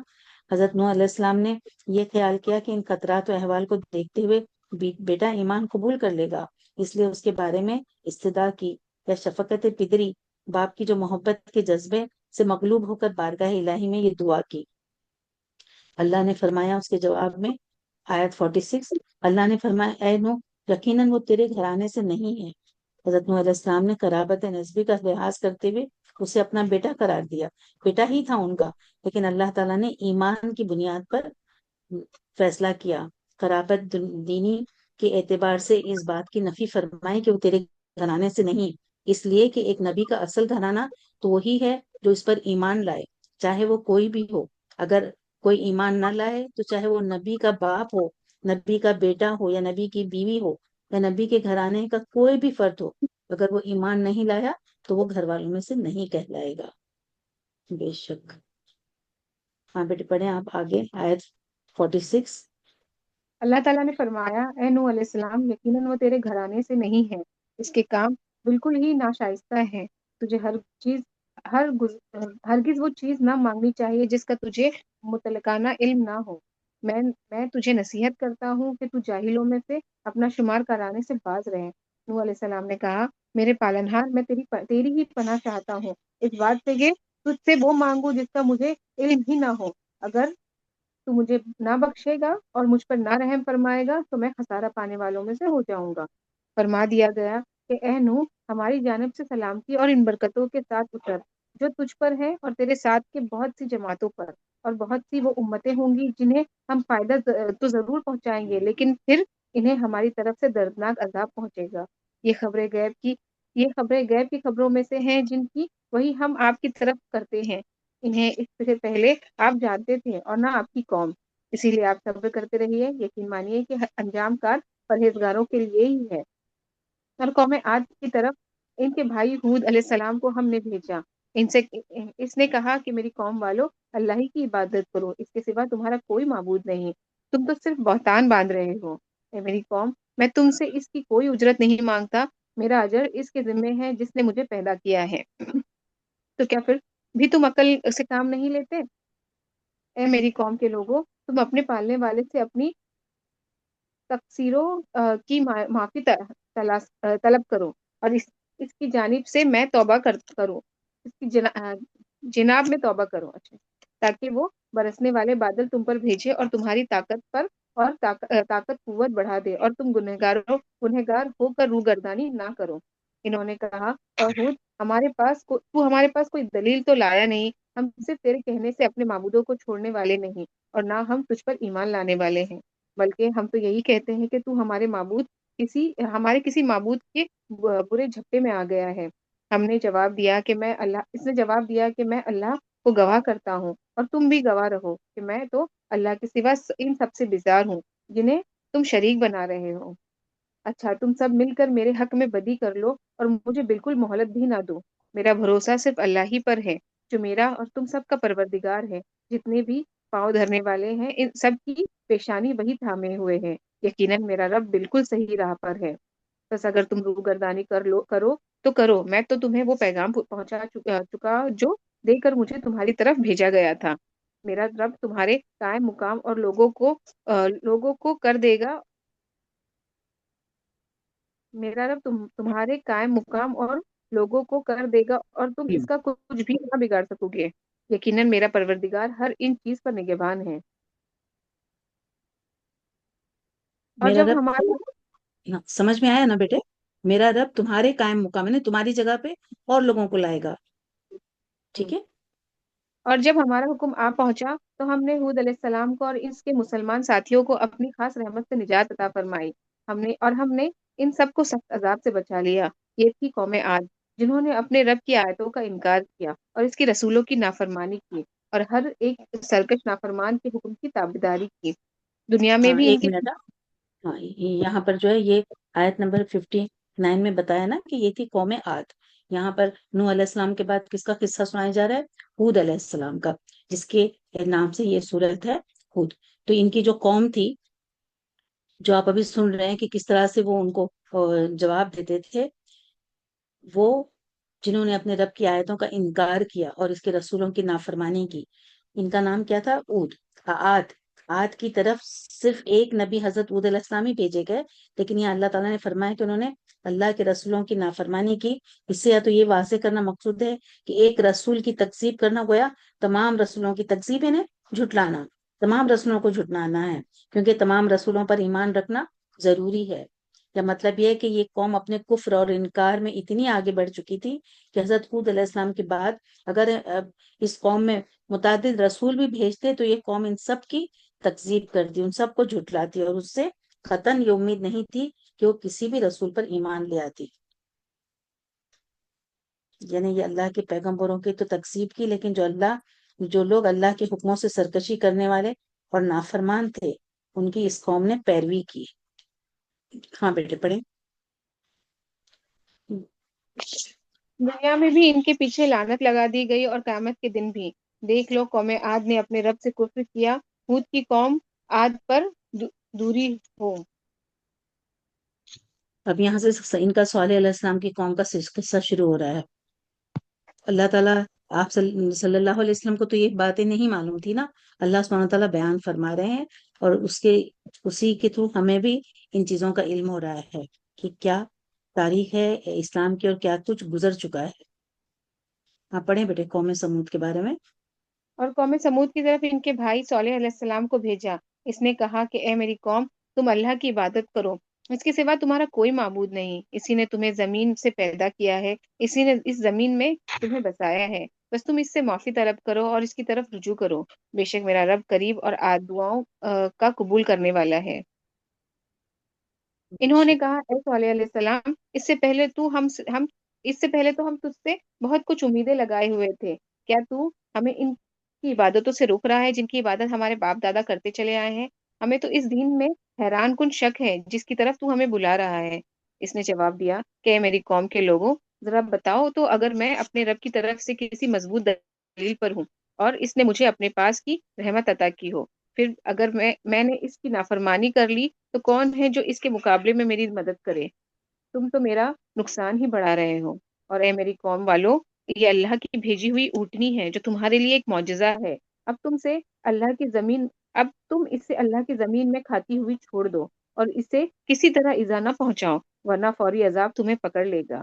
پھر بھی ان لوگوں نے اس اونٹنی کے پاؤں کاٹ دیے۔ اس پر صالح علیہ السلام نے کہا، اچھا تم اپنے گھروں میں 3 دن تک رہو، 3 دن تک تو رہ لو، یہ وعدہ جھوٹا نہیں ہے۔ پھر جب بالکل، ہمارا اس کا میں اس کے بارے میں ہم پورے تفصیل سے پڑھ چکے ہیں نا، یہ قصہ پہلے بھی آ چکا ہے اور پوری ڈیٹیل میں ہم اس کو پڑھیں کہ کس طرح سے ان لوگوں کا ڈیمانڈ تھا کہ ایک پہاڑ سے گابن کی وہ بھی نکال کے بتائیں، تو وہ بھی معجزہ ان کو بتایا، لیکن اللہ نے دکھلایا، اور لیکن یہ کہا کہ اونٹنی جو ہے اس کو کوئی کچھ تکلیف نہ پہنچنے پائے، تو ان لوگوں نے تکلیف تو کیا، انہیں اس کے پاؤں کاٹ ڈالے اور اسے ختم ہی کر دیا، تو پھر اس طرح سے ان پر عذاب آیا۔ ہاں پڑھو بیٹے، کیسا عذاب آیا وہ بھی ہم پڑھ چکے کہ زوردار نا چنگھاڑ نے آ دبوچا ان کو، اور وہ اپنے گھروں میں اوندھے کے اوندھے پڑے ہوئے تھے۔ ہاں بیٹے پڑھیے آپ۔ پھر جب ہمارا فرمان آ پہنچا، ہم نے صالح علیہ السلام کو اور ان پر ایمان لانے والوں کو اپنی رحمت سے اسے بھی بچا لیا، اور اس دن کی رسوائی سے بھی۔ یقیناً تیرا رب نہایت توانا اور غالب ہے۔ اور ظالموں کو بڑے زور کی چنگھار نے آ دبوچا، پھر تو وہ اپنے گھروں میں اوندھے پڑے ہوئے رہ گئے، ایسے کہ گویا وہاں کبھی آباد ہی نہ تھے۔ آگاہ رہو کہ قوم سمود نے اپنے رب سے کفر کیا۔ سن لو، ان سمودیوں پر پھٹکار ہے۔ اور ہمارے بھیجے ہوئے پیغامبر ابراہیم علیہ السلام کے پاس خوشخبری لے کر پہنچے اور سلام کہا، انہوں نے بھی جواب سلام دیا اور بغیر کسی تاخیر کے گائے کا بھنا ہوا بچڑا لے آئے۔ اب ایک جو منٹ، دیکھو یہاں پر یہ جو ہے ابھی ابراہیم دیکھیے، یہ تھوڑی تھوڑی سے نا قصے بتائے جا رہے ہیں، ہم دیکھیں کہ کتنے بار بار دہرائے جا رہے ہیں نا، کوئی بات ہوئی ہوگی تو اللہ سبحانہ تعالیٰ وہ فرما رہے ہیں۔ تو یہاں پر ابھی حود علیہ السلام کے بعد صالح علیہ السلام کے بارے میں بتایا، ابھی ابراہیم علیہ السلام کا قصہ شروع ہوا ہے، اور وہ کہہ رہے ہیں کہ اور ہمارے بھیجے ہوئے پیغمبر، یعنی اللہ تعالیٰ نے کچھ جو پیغمبر ابراہیم علیہ السلام کے پاس کسی کو بھیجا جو خوشخبری فرشتوں کو بھیجا جو خوشخبری لے کر پہنچے اور سلام کہا ابراہیم علیہ السلام سے۔ ہاں، یہ دراصل جو ہے نا لوط علیہ السلام کی قوم کے قصے کا ایک حصہ ہے۔ حضرت لوط علیہ السلام حضرت ابراہیم علیہ السلام کے چچا زاد بھائی یا بقول برادر زاد تھے، بھائی کزن بردر تھے۔ حضرت لوط علیہ السلام کی بستی بحیرہ میت کے جنوب مشرق میں تھی، جبکہ حضرت ابراہیم علیہ السلام فلسطین میں مقیم تھے۔ جب حضرت لوط علیہ السلام کی قوم ہلاک کرنے کا فیصلہ کر لیا گیا اللہ نے، تو ان کی طرف فرشتے بھیجے۔ یہ فرشتے قوم لوط کی طرف جاتے ہوئے راستے میں ابراہیم علیہ السلام کے پاس ٹھہرے اور انہیں بیٹے کی بشارت دی۔ اور یہاں پر ہے کہ ابراہیم علیہ السلام نے کیا کیا، جیسے ہی دیکھا اپنے پاس مہمان آئے ہیں، فوراً گئے اور بھنا ہوا بچڑا لے آئے۔ انہوں نے سلام عرض کی، اور ابراہیم علیہ السلام فوراً، بہت مہمان نواز تھے نا وہ، تو وہ فوراً ہی جو ہے جا کر بچڑا لے آئے۔ انہوں نے ضرورت ہی نہیں سمجھی کہ آپ کون ہیں، کیا نہیں، کیوں آئے ہیں، یہ کچھ نہیں پوچھا ان سے۔ اب دیکھا جو ان کے ہاتھ بھی اس کی، ہاں لیکن وہ بچڑا لے آیا، فوراً ہی اس کو اور بھون بھی دیا، کھانے کے لیے تیار بھی کیا اور سامنے پیش کر دیا۔ لیکن دیکھا کہ ان کے تو ہاتھ بھی اس طرف نہیں پہنچ رہے، تو انہیں انجان پا کر دل ہی دل میں ان سے خوف کرنے لگے۔ یہ آیت نمبر 70 میں انہوں نے کہا، ڈرو نہیں، ہم تو قوم لوط کی طرف بھیجے گئے ہیں۔ حضرت ابراہیم علیہ السلام نے دیکھا کہ ان کے ہاتھ کھانے کی طرف نہیں بڑھ رہے ہیں، تو انہیں خوف محسوس ہوا۔ کہتے ہیں کہ ان کے ہاں یہ چیز معروف تھی کہ آئے ہوئے مہمان کی ضیافت سے فائدہ نہ اٹھائے، تو سمجھا جاتا تھا کہ آنے والے مہمان کسی اچھی نیت سے نہیں آئے۔ اس سے یہ بھی معلوم ہوا کہ اللہ کے پیغمبروں کو غیب کا علم نہیں ہوتا۔ اگر ابراہیم علیہ السلام کو غیب کا علم ہوتا تو وہ بنا ہوا بچڑا ہی نہیں لاتے پہلے، اور پھر اس کو بھون کر تیار کیا اور مہمان کے سامنے پیش کیا، تو یہ نہیں کرتے نا اگر انہیں علم ہوتا۔ اور نہیں کھا رہے ہیں تو بھی وہ کیسے ڈر گئے، ان کے دل میں خوف پیدا ہو گیا۔ اگر سب کچھ علم ہوتا تو ایسا خوف بھی انہیں محسوس نہیں ہوتا۔ یہ تھی آیت نمبر 70۔ انہوں نے کہا ڈرو نہیں، ہم تو لوط کی طرف آئے۔ ابھی یہاں پہ دیکھیے آگے لوط علیہ السلام کا قصہ ہوگا۔ اچھا ابھی اور ابراہیم علیہ السلام کا کچھ باقی ہے، میں پڑھ لو شگفتہ۔ اس کی بیوی جو کھڑی ہوئی تھی وہ ہنس پڑی، تو ہم نے اسے اسحاق علیہ السلام کی اور اسحاق کے پیچھے یعقوب علیہ السلام کی خوشخبری دی۔ وہ کہنے لگی، ہائے میری کمبختی، میرے یہاں اولاد کیسے ہو سکتی ہے؟ میں خود بڑھیا اور میرے خاوند بھی بہت بڑے عمر کے ہیں، یہ تو یقیناً بڑی عجیب بات ہے۔ فرشتوں نے کہا، کیا تو اللہ کی قدرت سے تعجب کر رہی ہے؟ تم پر اے اے تم پر اے اس گھر کے لوگوں اللہ کی رحمت اور اس کی برکتیں نازل ہوں۔ بے شک اللہ حمد و ثنا کا سزاوار اور بڑی شان والا ہے۔ جب ابراہیم علیہ السلام کا ڈر خوف جاتا رہا اور اسے بشارت بھی پہنچ چکی، تو ہم سے قوم لوط کے بارے میں کہنے سننے لگے۔ یقیناً ابراہیم علیہ السلام بہت تحمل والے، نرم دل اور اللہ کی جانب جھکنے والے تھے۔ اے ابراہیم علیہ السلام، اس خیال کو چھوڑ دیجئے، آپ کے رب کا حکم آ پہنچا ہے اور ان پر نہ ٹالے جانے والا عذاب ضرور آنے والا ہے۔ جب ہمارے بھیجے ہوئے فرشتے لوط علیہ السلام کے پاس پہنچے تو وہ ان کی وجہ سے بہت غمگین ہو گئے اور دل ہی دل میں کڑھنے لگے اور کہنے لگے کہ آج کا دن بڑی مصیبت کا دن ہے۔ اس کی قوم دوڑتی ہوئی اس کے پاس آ پہنچی تو وہ پہلے ہی سے بدکاریوں میں مبتلا تھی۔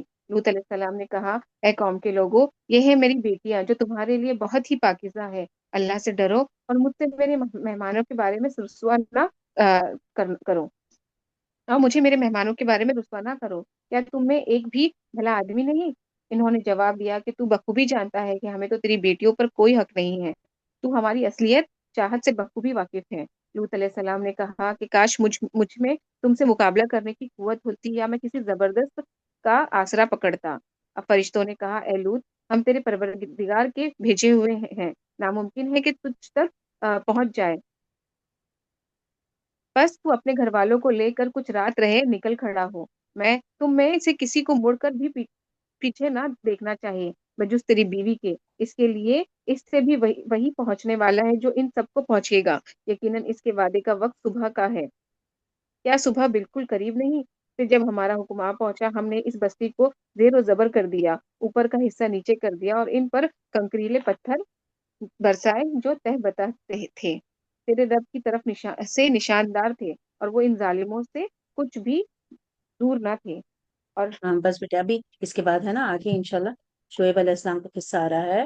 یہاں تک ابراہیم علیہ السلام اور ساتھ میں لوط علیہ السلام کا بھی قصہ ہم نے پڑھا، جس کے بارے میں بتایا جا رہا ہے کہ انہوں نے ابراہیم علیہ السلام کو تو بشارت دے دی کہ انہیں اولاد ہوگی، حالانکہ سارا جو ابراہیم علیہ السلام کی بیوی ہیں وہ بہت ہی ضعیف ہو چکی ہیں، وہ ہنستی بھی ہیں کہ ارے کیسے ہوگا مجھے اس بڑھیا کو، تو کہتے ہیں کہ اللہ سبحانہ تعالیٰ تو بے شک جو چاہے کر سکتے ہیں، اور اللہ کا تو صرف کہنا ہے کن تو وہ چیز ہو جاتی ہے۔ اور اس طرح سے پھر جب بات وہ بتاتے ہیں کہ وہ لوط علیہ السلام کی طرف بھیجے گئے ہیں، تو انہیں ابراہیم علیہ السلام کو اپنے بھانجے کی فکر ہوتی ہے نا لوط کی، تو وہ پوچھتے ہیں فرشتوں سے کہا کہ جس بستی کو تم ہلاک کرنے جا رہے ہو اس میں حضرت لوط بھی موجود ہیں، جس پر فرشتوں نے کہا کہ ہم جانتے ہیں کہ لوط بھی وہاں رہتے ہیں، لیکن ہم ان کو اور ان کے گھر والوں کو سوائے ان کی بیوی کے بچا لیں گے۔ دیکھیں یہاں پر بھی سوائے ان کی بیوی کے بچا لیں گے، یہ بھی آیت نمبر 74 میں کیا کہا کہ جب ابراہیم کا ڈر جاتا رہا، اسے بشارت بھی پہنچ چکی، تو ہم نے قوم لوط کے بارے میں بحث کرنے لگے، تو انہوں نے کیا کہا کہ ہم بچا لیں گے ان کو سوائے ان کی بیوی کے، کیونکہ ان کی بیوی جو ہے وہ ایمان لانے والوں میں سے نہیں تھی۔ لوط علیہ السلام اور ان کی 2 بیٹیاں جو ہیں وہ عذاب سے بچا لی گئیں۔ اور آگے یہ فرمایا کہ آپ کے رب کا حکم آ پہنچا ہے اور ان پر نہ ٹلنے والا عذاب جو ہے ان کی قوم پر آنے والا ہے۔ اور جب فرشتے لوط علیہ السلام کے پاس پہنچے تو لوط علیہ السلام بہت غمگین ہو گئے۔ آیت نمبر 77 میں کہ حضرت لوط علیہ السلام کی سخت پریشانی کی وجہ یہ تھی کہ فرشتے عمر نوجوان کی شکل میں آئے تھے جو بیریش تھے، یعنی داڑھی جیسا نہیں تھی، ایک دم دکھنے میں بہت خوبصورت تھے، جسے حضرت لوط علیہ السلام نے اپنی قوم کی عادت انہیں پتا تھی کہ ان میں کیا یہ تھا خرابی تھی، تو اس کے پیش نظر انہیں سخت خطرہ محسوس ہوا، کیونکہ وہ آنے والے نوجوان مہمان نہیں ہیں بلکہ اللہ کے بھیجے ہوئے فرشتے ہیں جو اس قوم کو ہلاک کرنے کے لیے ہی آئے ہیں۔ اور ان کی فطرت یہ تھی کہ غلام بازی کے مریض تھے یہ لوگ، اپنی جو ضرورت ہے وہ مردوں ہی سے پوری کرتے تھے. اور جب انہوں نے دیکھا ان نوجوانوں کو تو وہ دوڑتے ہوئے آئے، اور یعنی جنسی خواہش ان کا مقصد تھا ظاہر کی. تو لوط علیہ السلام نے کہا کہ میری بیٹیاں ہیں، یہ تو مہمان ہیں، تم چاہو تو میری بیٹیوں سے نکاح کر لو اور اپنا مقصد پورا کرو، یہ تمہارے لیے ہر طرح سے بہتر ہیں. بعض نے کہا کہ بنات سے مراد عام عورتیں ہیں، لیکن انہیں لڑکیاں اس لیے کہا کہ پیغمبر اپنی امت کے لیے جو ہے باپ کے برابر ہوتا ہے. مطلب یہ ہے کہ اس کام کے لیے عورتیں بھی موجود ہیں، ان سے نکاح کرو. لیکن وہ لوگ جو ہے نہیں مانے، اور انہوں نے گھر آئے ہوئے جو مہمان تھے فرشتے، ان کے ساتھ زیادتی اور زبردستی کر کے، جیسا نوح علیہ السلام نے کہا کہ یہ مہمان ہیں، ان کے ساتھ تم زیادتی اور زبردستی مت کرو اور مجھے رسوا نہ کرو. کیا تم میں ایک بھی آدمی صحیح نہیں ہے جو میزبانی کے تقاضوں کو سمجھے، اس کی نزاکت کو سمجھے اور تمہیں اپنے برے ارادوں سے روک سکے؟ حضرت السلام نے یہ ساری باتیں اس بنیاد پر کی کہ وہ ان فرشتوں کو فی الواقع نووارد مسافر اور مہمانے سمجھتے رہے تھے. اس وقت تک انہیں نہیں پتا تھا کہ یہ فرشتے ہیں، اس لیے وہ بجا طور پر ان کی حفاظت کو اپنی عزت و وقار کے لیے ضروری سمجھے. اگر ان کو پتا چل جاتا کہ وہ عالم غیب میں ہیں تو انہیں یہ پریشانی ہرگز لاحق نہ ہوتی جو انہیں ہوئی.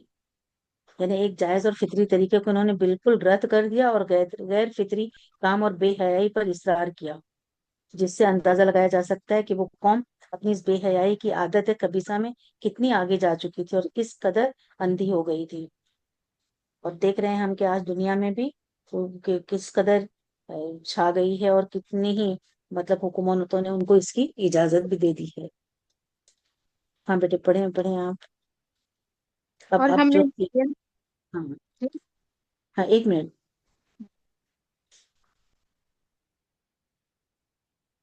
یہاں پر جو ہے جب فرشتوں نے نا حضرت لوط علیہ السلام کی بے بسی اور ان کی قوم کی سرکشی کو دیکھا تو پھر انہوں نے کہا کہ اے لوط گھبرانے کی ضرورت نہیں، ہم تک تو کیا اب یہ تجھ تک بھی نہیں پہنچ سکتے.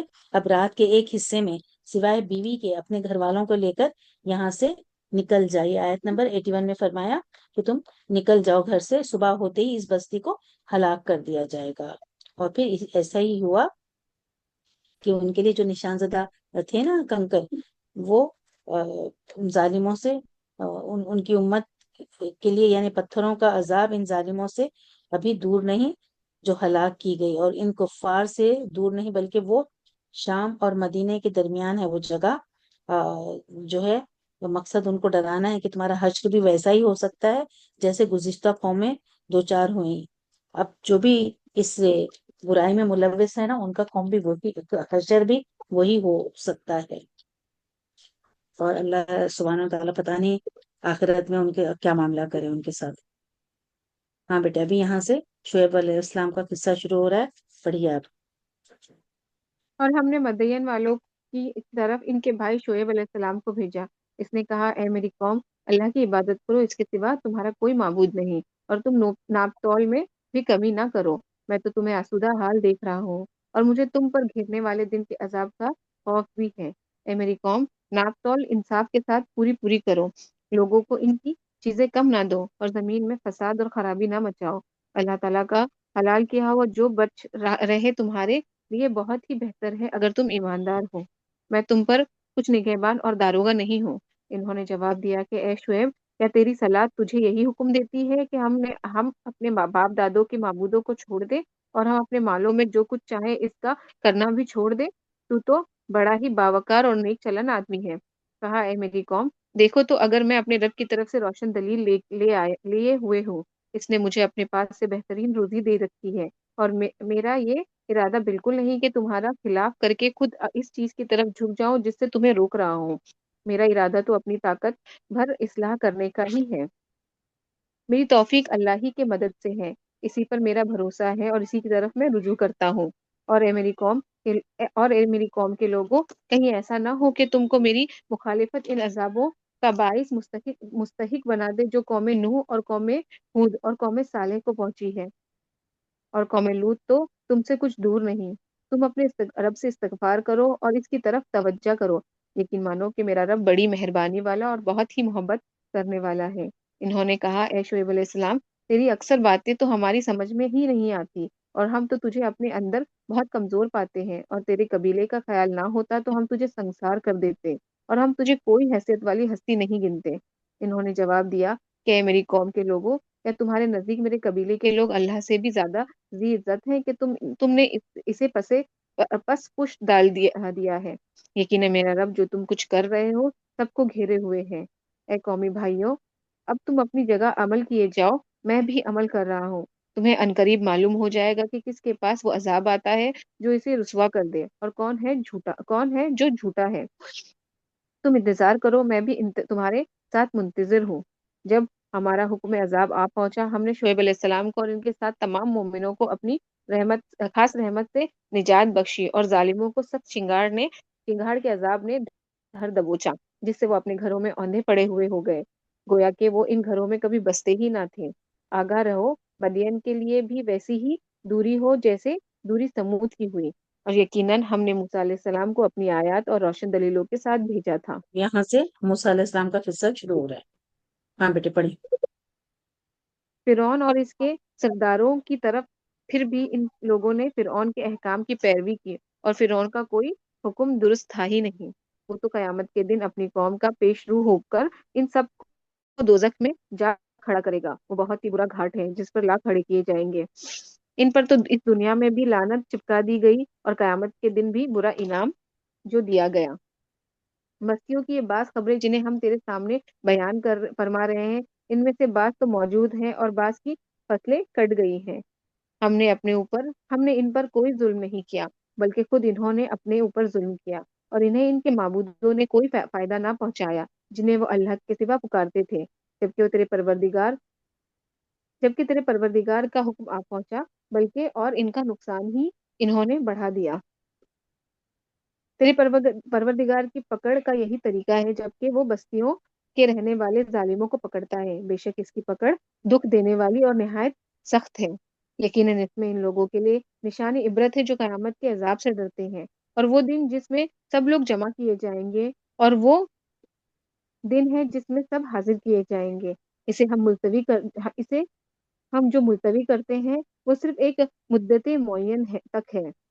ایک منٹ شگفتہ، یہاں پر آیت نمبر 102 میں کیا فرمایا کہ تیرے پروردگار کی پکڑ کا یہی طریقہ ہے جبکہ وہ بستیوں کے رہنے والے ظالموں کو پکڑتا ہے، بے شک اس کی پکڑ دکھ دینے والی نہایت سخت ہے۔ یعنی جس طرح گزشتہ بستیوں کو اللہ تعالیٰ نے تباہ و برباد کر دیا، دیکھا نا ہم نے کہ کیسی ایک چیخ جیسے آئی اور پھر پوری زلزلہ نیچے سے اور وہ پلٹ دیے گئے، کسی پر پتھروں کی بارش ہوئی، تو اس طرح سے ان لوگوں کو ختم کر دیا گیا، اور آئندہ بھی وہ ظالموں کو اسی طرح گرفت کرنے پر قادر ہے۔ حدیث میں آتا ہے کہ نبی کریم صلی اللہ علیہ وسلم نے فرمایا اللہ تعالیٰ یقیناً ظالم کو مہلت دیتا ہے، لیکن جب اس کی گرفت کرتا ہے تو پھر چھوڑتا نہیں۔ پھر نبی صلی اللہ علیہ وسلم نے یہی آیت پڑھی، آیت نمبر 102۔ یہ صحیح بخاری کی حدیث 4686 اور صحیح مسلم حدیث 2583۔ اللہ تعالیٰ جو لوگ اب ظلم کر رہے ہیں ان کو اسی طرح سے پکڑ لے بس، آمین ثم آمین۔ ہاں پڑھو بیٹا۔ جس دن وہ آ جائے گی، مجال نہ ہوگی کہ اللہ کی اجازت کے بغیر کوئی بات بھی کر لے، سو ان میں کوئی بدبخت ہوگا اور کوئی نیک بخت، لیکن جو بدبخت ہوئے وہ دوزخ میں ہوں گے، وہاں چیخیں گے، چلائیں گے، اور وہی ہمیشہ رہنے والے ہیں جب تک آسمان و زمین برقرار ہیں، سوائے اس وقت کے جو تمہارا رب چاہے۔ یقیناً تیرا رب جو کچھ چاہے کر گزرتا ہے۔ لیکن جو لوگ نیک وقت کیے گئے وہ جنت میں ہوں گے جہاں ہمیشہ رہیں گے جب تک آسمان وہ زمین باقی رہے، مگر جو تیرا پروردگار چاہے۔ یہ بے انتہا بخشش ہے، اس لیے آپ ان چیزوں سے شک و شبے میں نہ رہیں۔ جی آنٹی؟ آپ پڑھو بیٹے، کچھ نہیں۔ اس لیے آپ ان چیزوں سے شک و شبے میں نہ رہیں جنہیں یہ لوگ پوج رہے ہیں۔ ان کی پوجا تو اس طرح ہے جس طرح ان کے باپ دادوں کی اس سے پہلے تھی۔ ہم ان کا پورا پورا حصہ بغیر کسی کمی کے دینے والے ہیں۔ یقیناً ہم نے موسیٰ علیہ السلام کو کتاب دی، پھر اس میں اختلاف کیا۔ اگر پہلے ہی آپ کے رب کی بات صادر نہ ہو گئی ہوتی تو یقیناً ان کا فیصلہ کر دیا جاتا۔ انہیں تو اس میں سخت شبہ ہے۔ یقیناً ان میں سے ہر ایک جب ان کے روبرو جائے گا تو آپ کا رب اس سے اس کے اعمال کا پورا پورا بدلہ دے گا، بے شک وہ جو کچھ کر رہے ہیں ان سے وہ باخبر ہیں۔ بس آپ جمے رہیے جیسا کہ آپ کو حکم دیا گیا ہے، اور وہ لوگ بھی جو آپ کے ساتھ توبہ کر چکے ہیں۔ خبردار، تم حد سے نہ بڑھنا، اللہ تمہارے اعمال دیکھنے والا ہے، اللہ تمہارے اعمال کا دیکھنے والا ہے۔ دیکھو ظالموں کی طرف ہرگز نہ جھکنا، اور نہ ورنہ تمہیں بھی دوزخ کی آگ لگ جائے گی، اور اللہ کے سوا اور تمہارا مددگار نہ کھڑا ہو سکے گا، اور نہ تم مدد کیے جاؤ گے۔ دن کے دن کے دونوں سروں میں نماز پر سروں برپا میں، دونوں دن سروں میں دن کے دونوں سروں میں نماز برپا رکھ، اور رات کے کئی ساعتوں میں بھی۔ یقیناً نیکیاں برائیوں کو دور کر دیتی ہے۔ یہ نصیحت ہے نصیحت پکڑنے والوں کے لیے۔ آپ صبر کرتے رہیے، آپ کرتے رہیے، یقیناً اللہ تعالیٰ نیکی کرنے والوں کا اجر ضائع نہیں کرتا۔ پس کیوں ہاں ایک نہ منٹ تم سے ایک پہلے ایک ایک منٹ شگفتہ، یہاں پر جو آیت نمبر 114 میں کیا فرمایا کہ قائم کیجیے اور رات کی کئی ساعتوں میں بھی، یقیناً نیکیاں جو ہے برائیوں کو دور کر دیتی ہیں، یعنی نماز کو قائم کرنے کی تلقین کی گئی دونوں وقت، یعنی صبح اور مغرب۔ بعض نے صرف عشاء لیا، بعض نے عشاء اور مغرب دونوں کا وقت مراد لیا۔ ممکن ہے کہ آیت معراج سے قبل نازل ہوئی، جس میں 5 نمازیں فرض کی گئیں، کیونکہ اس کے قبل صرف 2 ہی نمازیں تھیں، ایک طلوع شمس سے قبل اور ایک غروب سے قبل، اور رات کے پچھلے پہر میں نماز تہجد۔ پھر نماز تہجد امت سے معاف کر دی گئی، اور بعض کے مطابق اس کا وجوب آپ صلی اللہ علیہ وسلم سے بھی ساقط کر دیا گیا، یعنی نمازوں کو وقت پر ادا کرنا، اور ساتھ میں اس کی بھی نماز کے بارے میں کہا گیا تھا، تہجد کی۔ اور آگے فرمایا کہ یقیناً نیکیاں برائیوں کو دور کر دیتی ہیں، جس طرح کہ احادیث میں بھی اسے صراحت کے ساتھ بیان فرمایا کہ مثلاً 5 نمازیں جمعہ سے دوسرے جمعہ تک، اور رمضان دوسرے رمضان تک اس کے مابین ہونے والے گناہوں کو دور کرنے والے ہیں، بشرطیہ کہ کبیرہ گناہوں سے اجتناب کیا جائے۔ یہ صحیح مسلم کی حدیث 16-233۔ ایک اور حدیث میں رسول اللہ صلی اللہ علیہ وسلم نے فرمایا، بتلاؤ اگر تمہارے کسی کے دروازے پر بڑی نہر ہو اور وہ روزانہ اس میں 5 مرتبہ نہاتا ہو، کیا اس کے بعد اس کے جسم پر میل کچیل باقی رہے گا؟ تو صحابہ رضی اللہ عنہم نے عرض کیا، نہیں۔ آپ صلی اللہ علیہ وسلم نے فرمایا، اسی طرح 5 نمازیں ہیں، ان کے ذریعے سے اللہ تعالیٰ گناہوں اور خطاؤں کو مٹا دیتا ہے۔ یہ صحیح بخاری کی حدیث 528 اور صحیح مسلم کی حدیث 283-667۔ ہاں ہاں پڑھو بیٹے، جی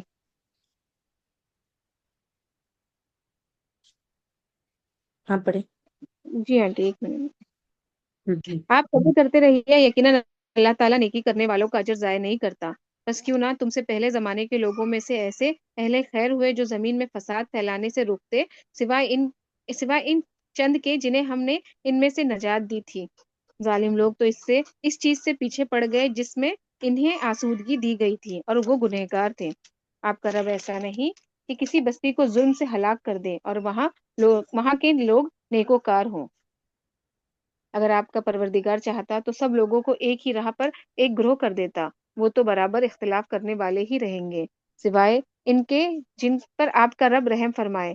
انہیں تو اسی لیے پیدا کیا ہے۔ آپ کے رب کی یہ بات پوری ہے کہ میں جہنم کو جنوں اور انسانوں سے سب پر سے پر کر دوں گا۔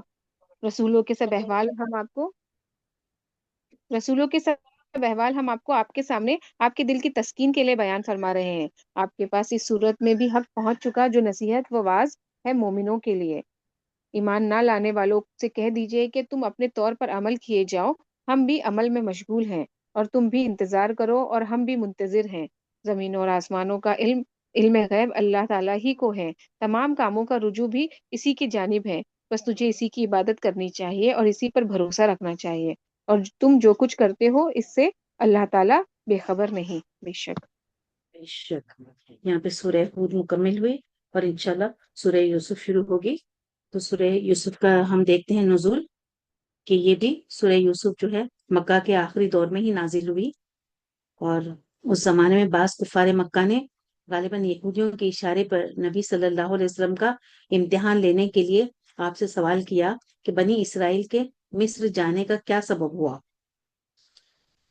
چونکہ اہل عرب اس قصے سے ناواقف تھے، اس کا نام و نشان تک ان کے یہاں کی روایت میں نہیں تھا، اور خود نبی صلی اللہ علیہ وسلم کی زبان سے بھی اس سے پہلے کبھی اس کا ذکر نہیں سنا گیا، اس لیے انہیں توقع تھی کہ آپ یا تو اس کا مفصل جواب نہیں دے سکیں گے یا ٹال مٹول کریں گے، بعد میں کسی یہودی سے پوچھنے کی کوشش کریں گے، اس طرح آپ کا بھرم کھل جائے گا۔ لیکن اس امتحان میں انہیں الٹی منفی کھانی پڑی۔ اللہ تعالیٰ نے صرف یہی نہیں کیا کہ فوراً اسی وقت یوسف علیہ السلام کا یہ پورا قصہ آپ کی زبان پر جاری کر دیا، بلکہ مزید برائے اس قصے کو قریش کے اس معاملے پر جسمہ بھی کر دیا جو وہ برادران یوسف کی طرح حضور صلی اللہ علیہ وسلم کے ساتھ کر رہے تھے۔ جس طرح سے کہ یوسف علیہ، اب ہم آگے پڑھیں گے ان کا واقعہ کہ ان کے بھائیوں نے ان کے ساتھ کیا کیا، اسی طرح سے قریش بھی جو ہے نبی صلی اللہ علیہ وسلم کے ساتھ کر رہے تھے۔ آج یہاں پر یہ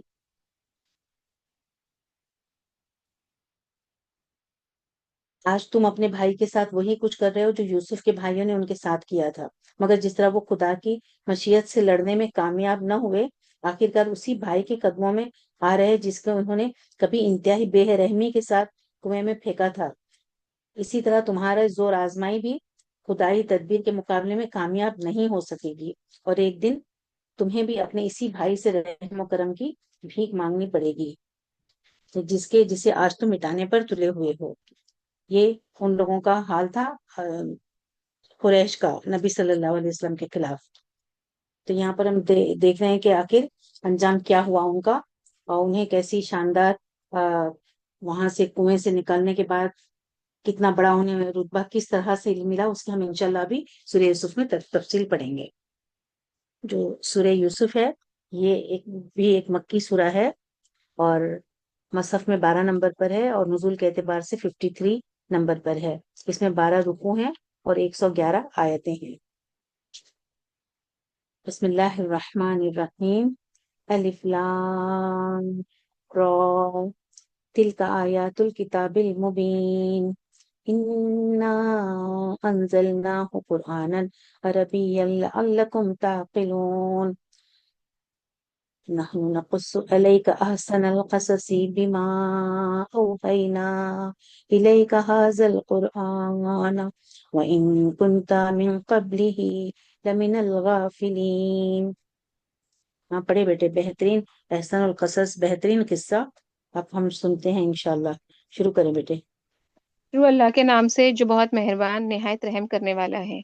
الف لام را، یہ روشن کتاب کی آیتیں ہیں، لیکن ہم نے اس کو عربی قرآن بنا کر نازل فرمایا ہے کہ تم کچھ سمجھ سکو۔ ہم آپ کے سامنے بہترین بیان پیش کرتے ہیں اس وجہ سے کہ ہم نے آپ کی جانب یہ قرآن وحی کے ذریعے نازل کیا، اور یقیناً آپ اس سے پہلے بے خبروں میں سے تھے، جبکہ اس کے یوسف علیہ بارے میں ہے السلام۔ نا، ایک منٹ شگفتہ، یہ آسمانی کتاب یہ بتائیں نا، یقیناً ہم نے اس کتاب کو عربی جو ہے قرآن بنا کر نازل فرمایا تاکہ تم سمجھ سکو، کیونکہ قریش کے لوگوں کی جو مدر ٹنگ تھی وہ عربی تھی، اگر وہاں پر انگلش میں بھیج دیتے، اردو میں، تو نہیں سمجھ پاتے نا، تو انہی کی زبان میں بھیجا۔ یعنی آسمانی کتابوں کے نزول کا مقصد لوگوں کی ہدایت اور رہنمائی ہے، اور یہ مقصد اسی وقت حاصل ہو سکتا ہے جب کتاب انہی کی زبان میں نازل ہو جس کو وہ سمجھ سکیں۔ تو قرآن کریم کے مکاتب اول چونکہ عرب تھے، اس لیے قرآن کو عربی زبان میں نازل کیا۔ علاوہ ازیں عربی زبان اپنی فصاحت اور بلاغت اور اعجاز اور ادائے معنی کے لحاظ سے دنیا کی سب سے بہترین زبان ہے، اسی لیے اللہ تعالیٰ نے اسے اشرف الکتب، قرآن مجید کو اشرف اللغات عربی میں اشرف الرسل حضرت محمد صلی اللہ علیہ وسلم پر اشرف الملائکہ جبریل علیہ السلام کے ذریعے سے نازل فرمایا، اور مکہ جہاں اس کا آغاز ہوا وہ بھی دنیا کا اشرف ترین مقام، اور جس مہینے میں اس کا نزول کی ابتدا ہوئی وہ بھی اشرف ترین مہینہ رمضان، اور اس پر لانے والی امت کو بھی خیر امت قرار دیا، اور جس رات میں نازل ہوئی وہ بھی اشرف ترین رات لیلۃ القدر، اور اس قصے کو کیا کہا؟ احسن القصص، جتنے بھی قصے بیان ہیں اس میں سب سے بہترین قصہ، اور یعنی اس کا مطلب جو ہے بہترین واقعہ، اور جس طرح سے بتایا گیا ہے نا وہ بھی بہت ہی بہترین طریقے سے انشاءاللہ ہم پڑھتے ہیں۔ پڑھیں شگفتہ۔ جبکہ یوسف علیہ السلام نے اپنے باپ سے ذکر کیا کہ ابا جی، میں نے 11 ستاروں کو اور سورج چاند کو دیکھا کہ وہ سب مجھے سجدہ کر رہے ہیں، یعقوب علیہ السلام نے کہا پیارے بچے اپنے اپنے اس خواب کا ذکر اپنے بھائیوں سے نہ کرنا، ایسا نہ ہو کہ وہ تیرے ساتھ کوئی فریب کاری کرے، شیطان تو انسان کا کھلا دشمن ہے، اور اسی طرح تجھے تیرے پروردگار جی ہاں یہی ذرا رکو، کیونکہ یہاں پر بھی دیکھیے یہ کیا ہے، یوسف علیہ السلام ہے، اپنے ابا کو کتنے پیار سے جیسے ابتی کہہ کے بڑھتے ہیں، یا ابتی او مائی ڈیئر فادر، جس طرح سے کہتے ہیں نا پیارے ابا جان سنیے. تو یہاں پر یہ اس سورے میں بہت ہی اخلاقیات کے بارے میں بھی بہت خوبصورتی سے بتایا گیا ہے کہ ایک باپ اور بیٹے کا کیسا تعلق ہونا چاہیے. کتنی ان میں، جیسے بہت سے باپ ایسے ہوتے ہیں نا کہ اتنا بچے ڈرتے ہیں ان سے کہ باپ آتے ہی ایک دم چپ خاموش ہو جاتے ہیں نا، سب اپنی جگہ پہ رہے، ڈیڈ از کمنگ لائک. تو ایسا ان کا ہوا ایک بنائے رکھتے ہیں وہ. لیکن یہ اتنا بتایا کہ کتنی ان میں محبت ہوگی کہ انہوں نے کوئی حقیقی بات بھی نہیں ہے، بس جو خواب میں دیکھا ہے وہ بھی وہ اپنے والد کے ساتھ شیئر کرتے ہیں کہ یا اللہ میں نے میرے پیارے ابا جان میں نے ایسا ایسا خواب دیکھا. تو یہ اس میں جو ریلیشن شپ بتائی گئی ہے وہ بہت خوبصورت ہے. اور کیا دیکھا انہوں نے خواب کہ 11 ستارے اور سورج چاند جو ہیں وہ انہیں سجدہ کر رہے ہیں. اور یعقوب علیہ السلام نے بھی کیا کہا، اے میرے پیارے بچے، یا بنیا، یہ جو ہے اپنا خواب ہے نا اپنے بھائیوں سے مت بیان کرنا، ایسا نہ ہو کہ وہ تمہارے ساتھ کوئی فریب کاری کریں. اور وجہ کیا بتائی، شیطان تو انسان کا کھلا دشمن ہے. کیونکہ کیا ہوتا ہے کہ انہوں نے کہتے ہیں کہ جس انداز سے کہا نا یوسف علیہ السلام نے یہ بات کہ میں نے یہ دیکھے 11 ستاروں اور سورج چاند کو کہ رأیتہم لی ساجدین، تو لی پر جیسے جو اس طرح سے زور دیا تو ان کے والد سمجھ گئے کہ وہ یہ بچہ سمجھ گیا ہے کہ میرے کو جیسا ایک اچھا مقام اللہ سبحانہ تعالیٰ دینے والے ہیں. اور اس وجہ سے وہ انہوں نے کہا کہ یہ بھائی جو ہیں پہلے سے تھوڑے سے سگے بھائی نہیں تھے. یوسف علیہ السلام کی 4 بیویاں تھیں، اس میں سے جو سب سے چھوٹی بیوی تھی ان کے 2 بیٹے تھے، یوسف علیہ السلام اور بنیامین. تو ہو سکتا ہے کہ ان کے اچھے اخلاق کی وجہ سے کیا یہ زیادہ انہیں چاہتے ہوں، تو وہ بھائی بہت ہی چاہتے تھے ان لوگوں سے، دونوں بھائیوں سے وہ انہیں تھوڑی سی تکلیف تھی اور چاہتے تھے کہ وہ انہیں دور کر دیں اپنے سے کسی طرح. تو یعقوب علیہ السلام جو ان کے والد یوسف علیہ السلام کے، وہ کہتے ہیں کہ تم اپنے بھائیوں کو مت بتانا، کیونکہ شیطان جو ہے پھر ہو سکتا ہے نا کہ انہیں کچھ ورگل آئے. انہیں یہ خواب سن کر یہ بھائیوں کے مکر و فریب کی وجہ بیان فرما دی کہ شیطان چونکہ انسان کا ازلی دشمن ہے، اس لیے وہ انسانوں کو بہکانے، گمراہ کرنے، انہیں حسد بغض میں مبتلا کرنے میں ہر وقت کوشاں اور طاق میں رہتا ہے. چنانچہ یہ شیطان کے لیے بڑا اچھا موقع ہوگا کہ وہ یوسف علیہ السلام کے خلاف بھائیوں کے دلوں میں حسد پیدا کر دے اور بغض کی آگ بھڑکا دی، جیسا کہ فی الواقع بعد میں اس نے ایسا ہی کیا اور یعقوب علیہ السلام کا اندیشہ جو ہے وہ بالکل درست ثابت ہوا.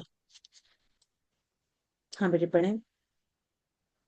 اور اسی طرح تیرا پروردگار برگزیدہ کرے گا اور تجھے معاملہ فہمی، خوابوں کی تعبیر بھی سکھائے گا، اور اپنی نعمت تجھ پر بھرپور عطا فرمائے گا، اور یعقوب علیہ السلام کے گھر والوں کو بھی، جیسے کہ اس نے اس سے پہلے تیرے دادا اور پردادا یعنی ابراہیم علیہ السلام اور اسحاق علیہ السلام کو بھی بھرپور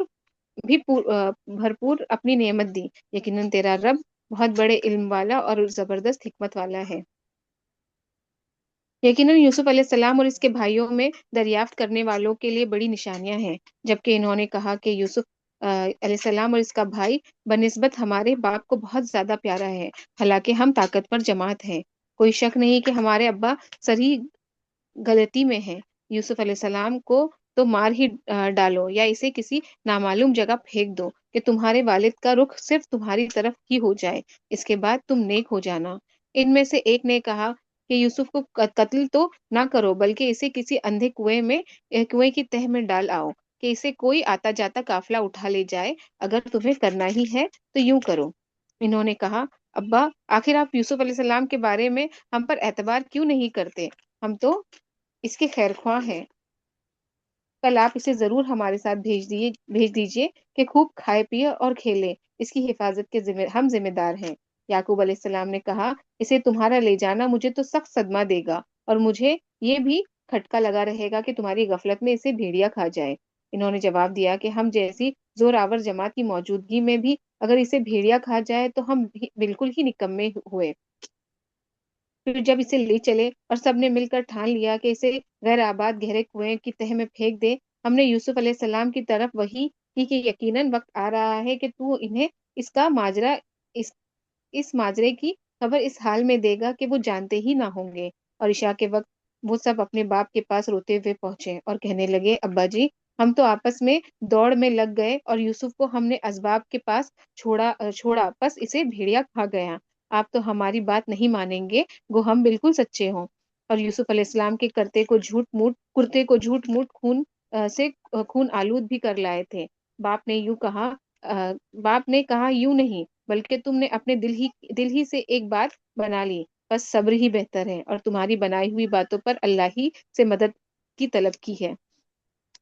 اور ایک قافلہ آیا، انہوں نے اپنے پانی لانے والے کو بھیجا، اس نے اپنا ڈول لٹکا دیا، کہنے لگا، واہ واہ، خوشی کی بات ہے، یہ تو ایک لڑکا ہے۔ انہوں نے اسے مال تجارت قرار دے کر چھپا دیا، اور اللہ تعالیٰ اس سے باخبر تھا جو وہ کر رہے تھے، اور انہوں نے اس سے بہت ہی ہلکی قیمت پر گنتی کے چند درہموں پر ہی بیچ ڈالا۔ وہ تو یوسف کے بارے میں بہت ہی بے رغبت تھے، مصر والوں میں سے جس نے اسے خریدا تھا اس کی۔ ایک منٹ، ہاں بیٹے، یہاں تھوڑا سا بتانا ہے کہ اور یوسف السلام کے کرتے کو انہوں نے کیا کیا، جھوٹ موٹ کہ خون سے آلود کر لائے۔ باپ نے کہا، یوں نہیں، بلکہ تم اپنے دل میں سے ایک بات تم لوگوں نے، باپ تو بالکل سمجھ گئے اور بس، لیکن کچھ کر نہیں سکتے، تو انہوں نے کیا کہا، فصبر جمیل، صبر ہی بہتر ہے، اور واللہ المستعان علی ما تصفون، تمہاری بتائی ہوئی باتوں پر اللہ ہی سے مدد کا طلبگار ہوں۔ یہاں پر اس منافقین نے جب اس کے یہ جو آیت ہے، اس منافقین نے جب عائشہ رضی اللہ عنہا پر تہمت لگائی تھی، تو انہوں نے بھی نبی کریم صلی اللہ علیہ وسلم کے جو ارشاد کے جواب میں فرمایا تھا کہ جیسے کہ اللہ کی قسم، میں اپنے اور آپ کے لیے وہی مثال پاتی ہوں جس جیسے یوسف علیہ السلام کے باپ یعقوب علیہ السلام کو سابقہ پیش آیا، تو انہوں نے کہا تھا فصبر جمیل، کہہ کر صبر کا راستہ اختیار کیا تھا، یا میرے لیے بھی سوائے صبر کے کوئی چارہ نہیں۔ یہ صحیح بخاری کی حدیث ہے 2661۔ جب انسان مجبور ہو جاتا ہے تو کیا کریں، اسے کہنا ہی پڑتا ہے نا، بس صبر ہی کرنا پڑتا ہے، اور تو کچھ کر نہیں سکتا۔ تو یہاں پر یعقوب علیہ السلام کو پورا کچھ معلوم تھا، وہ سمجھ گئے کہ کیا معاملہ ہے، کیونکہ انہوں نے کیا کیا تھا، کرتے کو خون لگا دیا تھا، یہ بھی نہیں دیکھا کہ اگر بھیڑیا کھاتا تو سامنے سے وہ ہوتا تھا نا کرتا، لیکن وہ کرتا جو ہے ان کا جو خون لگایا ہوا تھا، پیچھے کچھ لگا دیا تھا انہوں نے خون، تو اس طرح سے وہ معاملے کو تو سمجھ گئے تھے، لیکن صبر کیے۔ اور پھر اس کے بعد کیا آیا کہ قافلہ آیا، اور انہوں نے اسے جو ہے وہاں سے جو پانی کے انتظار ہی کر رہے تھے، کنویں میں جب ڈالا تو دیکھا کہ یوسف علیہ السلام نے اس کی رسی پکڑ لی، اور جب دیکھا کہ اتنا خوبصورت بچہ دیکھا تو پھر وہ بہت خوش ہو گئے، اور انہوں نے اسے اپنے تجارت کے سامان میں یہ کہتے ہوئے رکھ لیا کہ جیسے آگے جیسے اس کو پھر وہ بیچ کر کچھ حاصل کر لیں گے، قیمت اس کی۔ ہاں بیٹے، یہاں پر اس کی اور بھی کچھ تفصیل ہے کہ شاید ان کے بھائی قریبی میں تھے، انہوں نے اصل حقیقت کو چھپائے رکھا، یہ نہیں کہا کہ یہ ہمارا بھائی ہے، اور ظاہر نہیں کیا، بلکہ بھائیوں نے انہیں فروخت نہیں قرار دیا، تو خاموش رہے اور اپنا فروخت ہونا پسند کر لیا۔ چنانچہ اس وارد میں اہل قافلہ کو خوشخبری سنائی کہ ایک بچہ فروخت ہو رہا ہے، مگر یہ بات جو ہے میل تو نہیں کھاتی اس سے، یہ جو تفسیر میں بتایا گیا ہے کہ انہوں نے یہ بچہ کنویں سے نکلا ہے، کیونکہ اس طرح تمام اہل قافلہ اس سامان تجارت میں شریک ہو جاتے، بلکہ اہل قافلہ کو انہوں نے جا کر یہ بتایا کہ کنویں کے مالکوں نے یہ بچہ ان کے سپرد کیا ہے تاکہ اسے مصر جا کر بیچ دیں۔ ٹھیک ہے، چلیے، یہ بات ان کے بارے میں ہے کہ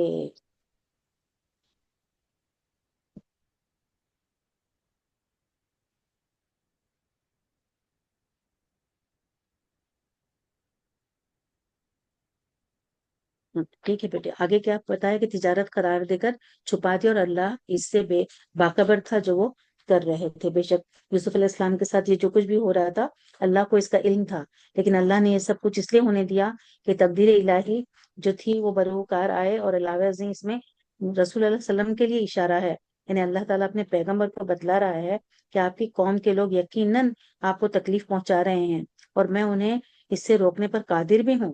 لیکن میں اسی طرح انہیں مہلت دے رہا ہوں جس طرح میں نے یوسف علیہ السلام کو مہلت دی تھی، ان کے بھائیوں کو مہلت دی تھی، اور پھر بالآخر آخر میں یوسف علیہ السلام کو مصر کے تخت پر جا بٹھایا۔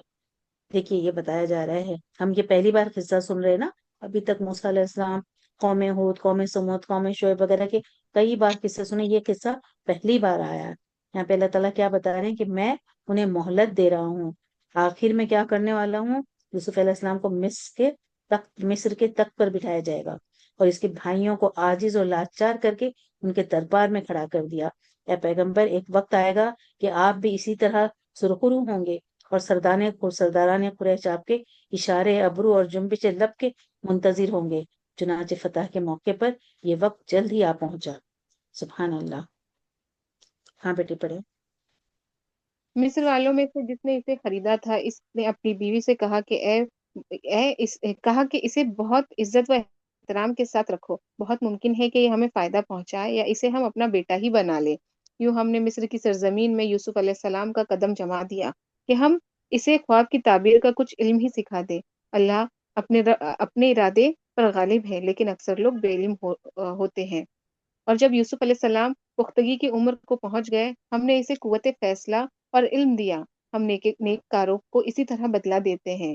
اس عورت نے، جس کے گھر میں یوسف علیہ السلام تھے، یوسف علیہ السلام کو بہلانا پھسلانا شروع کیا کہ وہ اپنے نفس کی نگرانی چھوڑ دیں، اور دروازے بند کر کے کہنے لگی، لو آ جاؤ۔ یوسف علیہ السلام نے کہا، اللہ کی پناہ، وہ میرا رب ہے، مجھے اس نے بہت اچھی طرح رکھا ہے، بے انصافی کرنے والوں کا بھلا نہیں ہوتا۔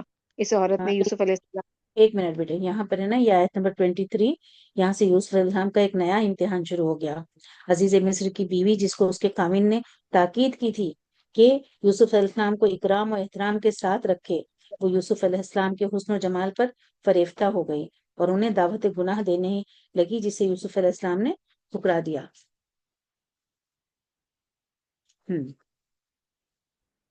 ہاں پڑھو بیٹا۔ اس عورت نے یوسف کی طرف قصد کیا، اور یوسف علیہ السلام اس کا قصد کرتے اگر وہ اپنے پروردگار کی دلیل نہ دیکھتے، یوں ہی اس کے واسطے کہ ہم اس سے برائی اور بے حیائی دور کر دیں، بے شک وہ ہمارے چنے ہوئے بندوں میں سے تھا۔ دونوں دروازے کی طرف دوڑے، اور اس عورت نے یوسف علیہ السلام کا کرتا پیچھے کی طرف سے کھینچ کر پھاڑ ڈالا، اور دروازے کے پاس ہی عورت کا شوہر دونوں کو مل گیا۔ تو کہنے لگی، جو شخص تیری بیوی کے ساتھ برا ارادہ کرے، بس اس کی سزا یہی ہے کہ اسے قید کر دیا جائے یا اور کوئی دردناک سزا دی جائے۔ یوسف علیہ السلام نے کہا کہ یہ عورت ہی مجھے پھسلا رہی تھی، اور عورت کے قبیلے ہی کے ایک شخص نے گواہی دی کہ اگر اس کا کرتا آگے سے پھٹا ہوا ہو تو عورت سچی ہے، اور یوسف علیہ السلام جھوٹ بولنے والوں میں سے ہے۔ ہاں، اور ایک اگر منٹ بیٹے، یہاں پر یہ جو یوسف علیہ السلام کے بارے میں، اس عورت نے یوسف کا قصد کیا، اور یوسف اس کا قصد کرتے اگر وہ اپنی پروردگار کی دلیل نہ دیکھتے۔ یہاں پر یہ جو قصد کا معاملہ ہے، یوسف علیہ السلام کا اس کا قصد کر لیتے اگر اپنے رب کی برہان نہ دیکھتے۔ انہوں نے اپنے رب کی برہان دیکھ رکھی تھی، اس لیے عزیز مصر کی بیوی کا قصد ہی نہیں کیا، بلکہ دعوت گناہ ملتے ہی پکار اٹھے، معاذ اللہ، یوں کمال صبر و ضبط کا بے مثال نمونہ پیش کیا۔ اور یعنی جس طرح ہم نے یوسف علیہ السلام کو برہان دکھا کر برائی یا اس کے ارادے سے بچا لیا، اسی طرح ہم نے اسے ہر معاملے میں برائی اور بے حیائی کی باتوں سے دور رکھنے کا اہتمام کیا، کیونکہ وہ ہمارے چنے ہوئے بندوں میں سے تھا۔ اور دونوں دروازے کی طرف دوڑے، یعنی جب حضرت یوسف علیہ السلام نے دیکھا کہ عورت برائی کے ارتکاب پر مصر ہے تو باہر نکلنے کے لیے دروازے کی طرف دوڑے۔ یوسف علیہ السلام کے پیچھے انہیں پکڑنے کے لیے وہ عورت بھی دوڑی، وہ دونوں دروازے کی طرف لپکے اور دوڑے، یعنی خاوند کو دیکھتے ہی وہ خود معصوم بن گئی، اور جرم تمام تر یوسف کو قرار دیا، اور کہنے لگی کہ ان کے لیے سزا بھی تجویز کر دی جائے، حالانکہ صورتحال اس کے بالکل برعکس تھی، مجرم تو وہ خود تھی، جبکہ یوسف علیہ السلام بالکل بے گناہ اور اس برائی سے بچنے کے خواہش مند اور اس کے لیے کوشاں تھے۔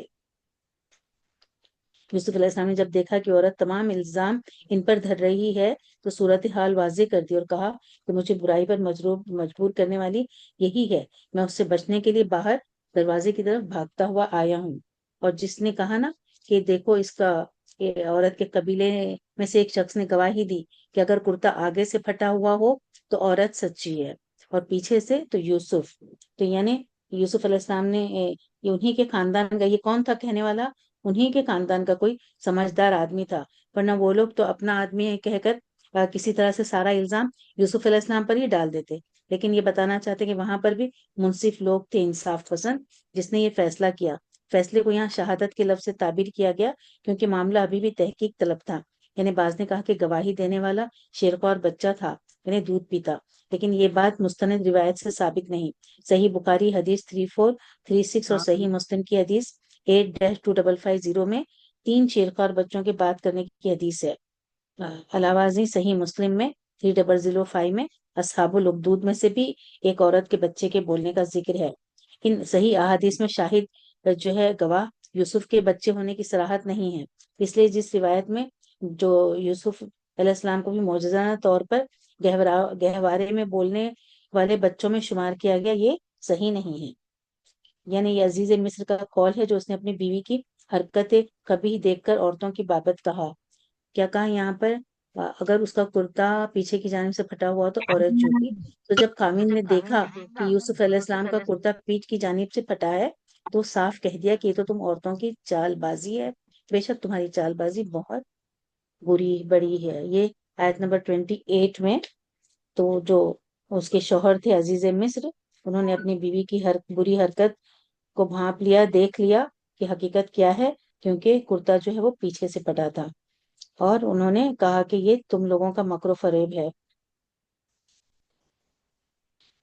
اور آگے کیا کہا کہ اس کا چرچا مت کرو. یوسف علیہ السلام اب اس بات کو جانے دو. چاہیں گے نا اس طرح کہ ان کی بیوی کی پھر بدنامی ہوگی، تو کیا کہا انہوں نے کہ یوسف اب اس بات کو جانے دو، اور اے عورت تو جو ہے اپنے گناہ سے توبہ کر، بے شک تو گناہ گاروں میں سے ہے. یہ آیت نمبر 29. یعنی وہ اس کا چرچا مت کرو کہا یوسف سے، اور عورت کو بھی تنبیہ کی کہ تو جو ہے خود گناہ گار ہے. ہاں پڑھیں بیٹے. اور شہر کی عورتوں میں چرچا ہونے لگا کہ عزیز کی بیوی اپنے جو ان غلام کو اپنا مطلب نکالنے کے لیے بہلانے پھسلانے میں لگی رہتی ہے. اس کے دل میں یوسف کی محبت بیٹھ گئی. ہمارے خیال میں وہ سری گمراہی میں ہے.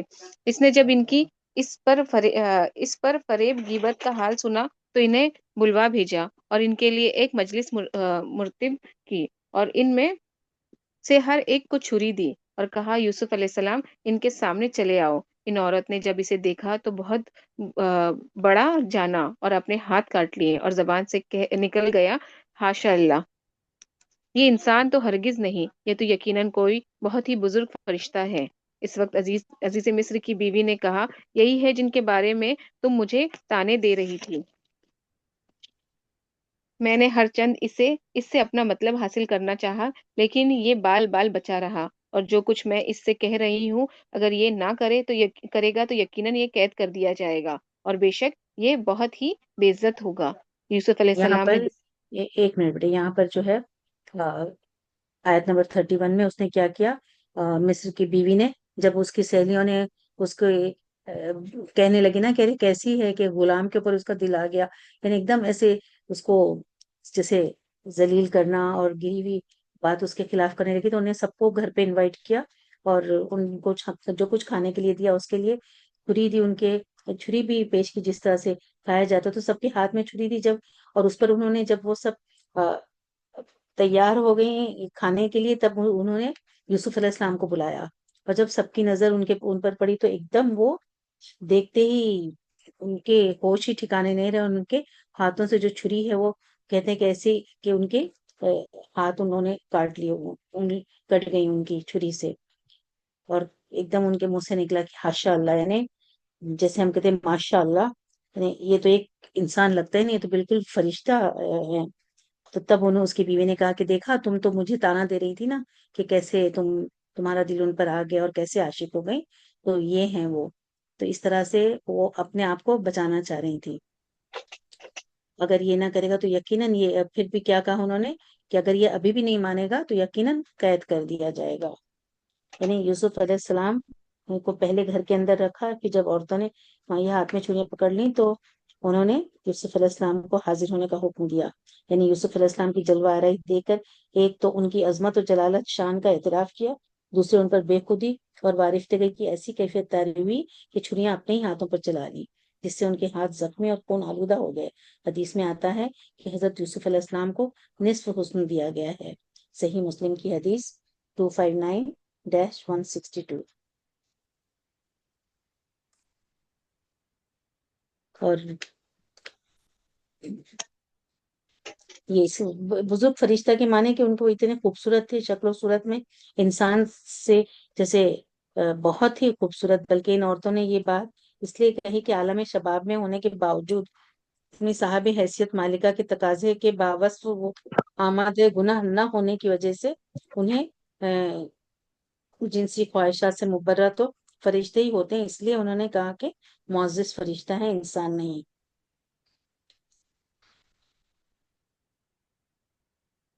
تب ان کی بیوی، عزیز کی بیوی نے کہا، جب دیکھا جب کہ وہ مدہوش ہو گئی تو کہنے لگی کہ ایک جھلک سے تمہارا یہ حال ہو گیا تو کیا تم اب بھی مجھے اس کی محبت میں گرفتار ہونے پر طعنہ زنی کرو گی؟ یہی وہ غلام ہے جس کے بارے میں تم مجھے ملامت کرتی رہی ہو۔ عورتوں کی یہ مدہوشی دیکھ کر اس کو مزید حوصلہ ہو گیا اور شرم و حیا کے سارے حجاب دور کر کے اس نے اپنے برے ارادے کا ایک مرتبہ پھر اظہار کر دیا۔ تو اس وقت یوسف علیہ السلام نے دعا کی اپنے دل میں کہ اس لیے کہ ایک مومن کے لیے دعا بھی ایک ہتھیار ہے۔ حدیث میں آتا ہے کہ 7 آدمیوں کو اللہ تعالیٰ قیامت والے دن اپنے سائے میں جگہ عطا فرمائے گا۔ ان میں سے ایک وہ شخص ہے جسے ایک عورت دعوت گناہ دے جو حسن جمال سے بھی آراستہ ہو اور جاہ و منصب کی بھی حامل ہو، لیکن وہ اس کے جواب میں یہ کہہ دے کہ میں تو اللہ سے ڈرتا ہوں۔ یہ صحیح بخاری کی حدیث 660 اور صحیح مسلم کی حدیث 91-1031۔ یہ آیت نمبر 33 کی تفسیر، جب اس میں یوسف علیہ السلام نے دعا کی، اے میرے پروردگار، جس بات کی طرف یہ عورتیں مجھے بلا رہی ہیں اس سے مجھے جیل کھانا بہت پسند ہے۔ اگر تو نے ان کا مکر و فریب مجھ سے دور نہ کیا تو میں تو ان کی طرف مائل ہو جاؤں گا اور بالکل نادانوں میں جا ملوں گا۔ یہاں پر ہماری ایک اور 2 آیتیں پڑھتے ہیں تو ایک رکوع مکمل ہو جاتا ہے۔ پڑھ لیتی ہوں سب شگفتہ میں۔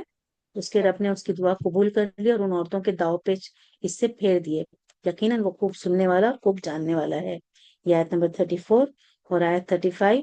پھر ان تمام نشانیوں کی دیکھ لینے کے بعد بھی انہیں یہی مصلحت معلوم ہوئی کہ یوسف کو کچھ مدت کے لیے قید خانے میں رکھ دیں، یعنی عفت و پاک دامنی واضح ہو جانے کے باوجود یوسف علیہ السلام کو حوالے زندہ یعنی قید خانے میں یہی مصلحت ان کے پیش نظر ہو سکتی تھی کہ عزیز مصر یوسف علیہ السلام کو اپنی بیوی سے دور رکھنا چاہتا تھا تاکہ وہ دوبارہ یوسف علیہ السلام کو اپنے دام میں پھنسانے کی کوشش نہ کرے جیسے کہ وہ ارادہ رکھتی تھی۔ بے شک یہاں پر ہماری آیت نمبر 35 مکمل ہوئی۔ انشاءاللہ کل ہم 36 سے شروع کریں گے۔ 10 بج چکے ہیں، دعا پڑھ کے ختم کر دیتے ہیں۔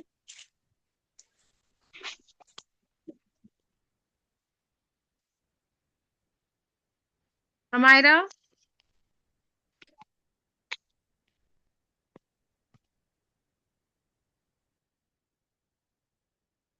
سبحان اللہ و بحمدہ، سبحان اللہ العظیم، اللہم صلی علی محمد وعلی آل محمد کما صلیت علی ابراہیم وعلی آل ابراہیم انک حمید مجید، اللہم بارک علی محمد وعلی آل محمد کما بارکت علی ابراہیم وعلی آل ابراہیم انک حمید مجید۔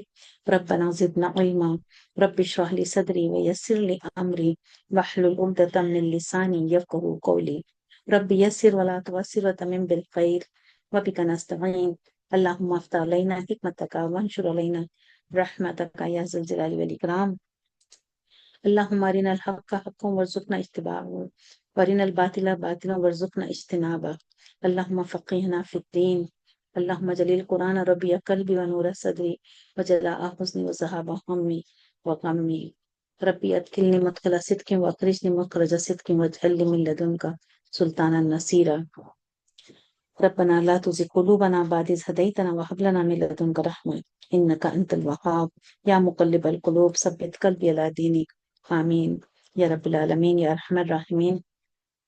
ہم سے پڑھانے میں جو کچھ غلطی ہوئی ہے یا اللہ تعالیٰ تو اسے معاف فرما.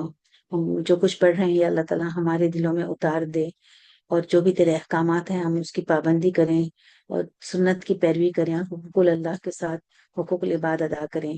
یا رب العالمین ہم تمام کی جو بھی دعائیں ہیں یا اللہ تعالیٰ جن بہنوں نے دعائیں مانگنے کے لیے کہا ہے، ہماری دعاؤں کو اور ان کی جائز دعاؤں کو تو قبول فرما لے. جن کی جو ضروریات ہے اللہ تعالیٰ پوری کر دے، جو پریشان ہیں ان کی پریشانیاں دور فرما، جو بیمار ہیں انہیں شفا کاملہ و عاجلہ عطا فرما، جو کوئی امتحان دے رہے ہیں اور بہت اس کے لیے محنت کی ہے تو یا اللہ تعالیٰ انہیں اس میں بھی کامیابی عطا فرما، اور آخرت کے لیے بھی وہ تیاری کریں اور اس میں بھی انہیں کامیابی عطا فرما. جنہیں اولاد نہیں ہے نیک اور صالح اولاد عطا فرما، اور یا اللہ تعالیٰ جن کی اولاد نافرمان ہے انہیں فرما بردار بنا دے. یا اللہ تعالیٰ جن کی شادیاں ہوں گی ان کے جوڑے سلامت رکھ. یا رب العالمین آپس کی ناطفیاتیوں کو دور کر دے. یا اللہ تعالیٰ سب کو دین کی سمجھ دے اور عمل کی توفیق عطا فرما. جن کی شادیاں ہوئی نیک اور صالح جوڑے عطا فرما. یا رب العالمین ہم تمام کو 5 وقتہ نماز پڑھنے کی توفیق عطا فرما، وقت پر نماز پڑھنے کی، خشوع و خضوع کے ساتھ نماز پڑھنے کی، اور سارے ہی احکامات پر پابندی کی توفیق عطا فرمائی. یا اللہ تعالیٰ ظالموں کے ہاتھ روک لے. یا اللہ تعالیٰ ظالموں کو سزا دے. یا رب العالمین دنیا میں جو مسلمانوں پہ ظلم ہو رہا ہے اسے روک لے. یا اللہ تعالیٰ ہر ایک کی ایمان، عزت، جان مال کی حفاظت فرما. ہم سب کو ہر شر سے محفوظ رکھ. یا رب العالمین یا ارحم الراحمین تو دعاؤں کو قبول کرنے والا ہے. ہمارے گناہوں کو معاف فرما یا اللہ تعالیٰ، ہمارے گناہوں کو معاف فرما یا رب العالمین یا ارحم الراحمین. ربنا تقبل منا انك انت السميع العليم وتب علينا انك انت التواب الرحيم. سبحان ربك رب العزة عما يصفون وسلام على المرسلين والحمد لله رب العالمين. سبحانك اللهم وبحمدك اشهد ان لا اله الا انت استغفرك واتوب اليك. Assalamu alaikum wa rahmatullahi wa barakatuh, my dear sisters. I thank you all for attending this session and having so much patience, giving so much time. May Allah give you all desire here and make it sawab jariyah for your parents and your children be sawab jariyah for you. Ameen. ثم آمین یا رب العالمین. اللہ تعالیٰ آپ سب کو بے انتہا جزائے خیر دے اٹینڈ کرنے کے لیے، اتنا وقت دینے کے لیے، اور آپ کو اپنے والدین کے لیے ثواب جاریہ بنائے اور آپ کی اولاد کو آپ کے لیے. آمین ثم آمین. السلام علیکم ورحمۃ اللہ وبرکاتہ.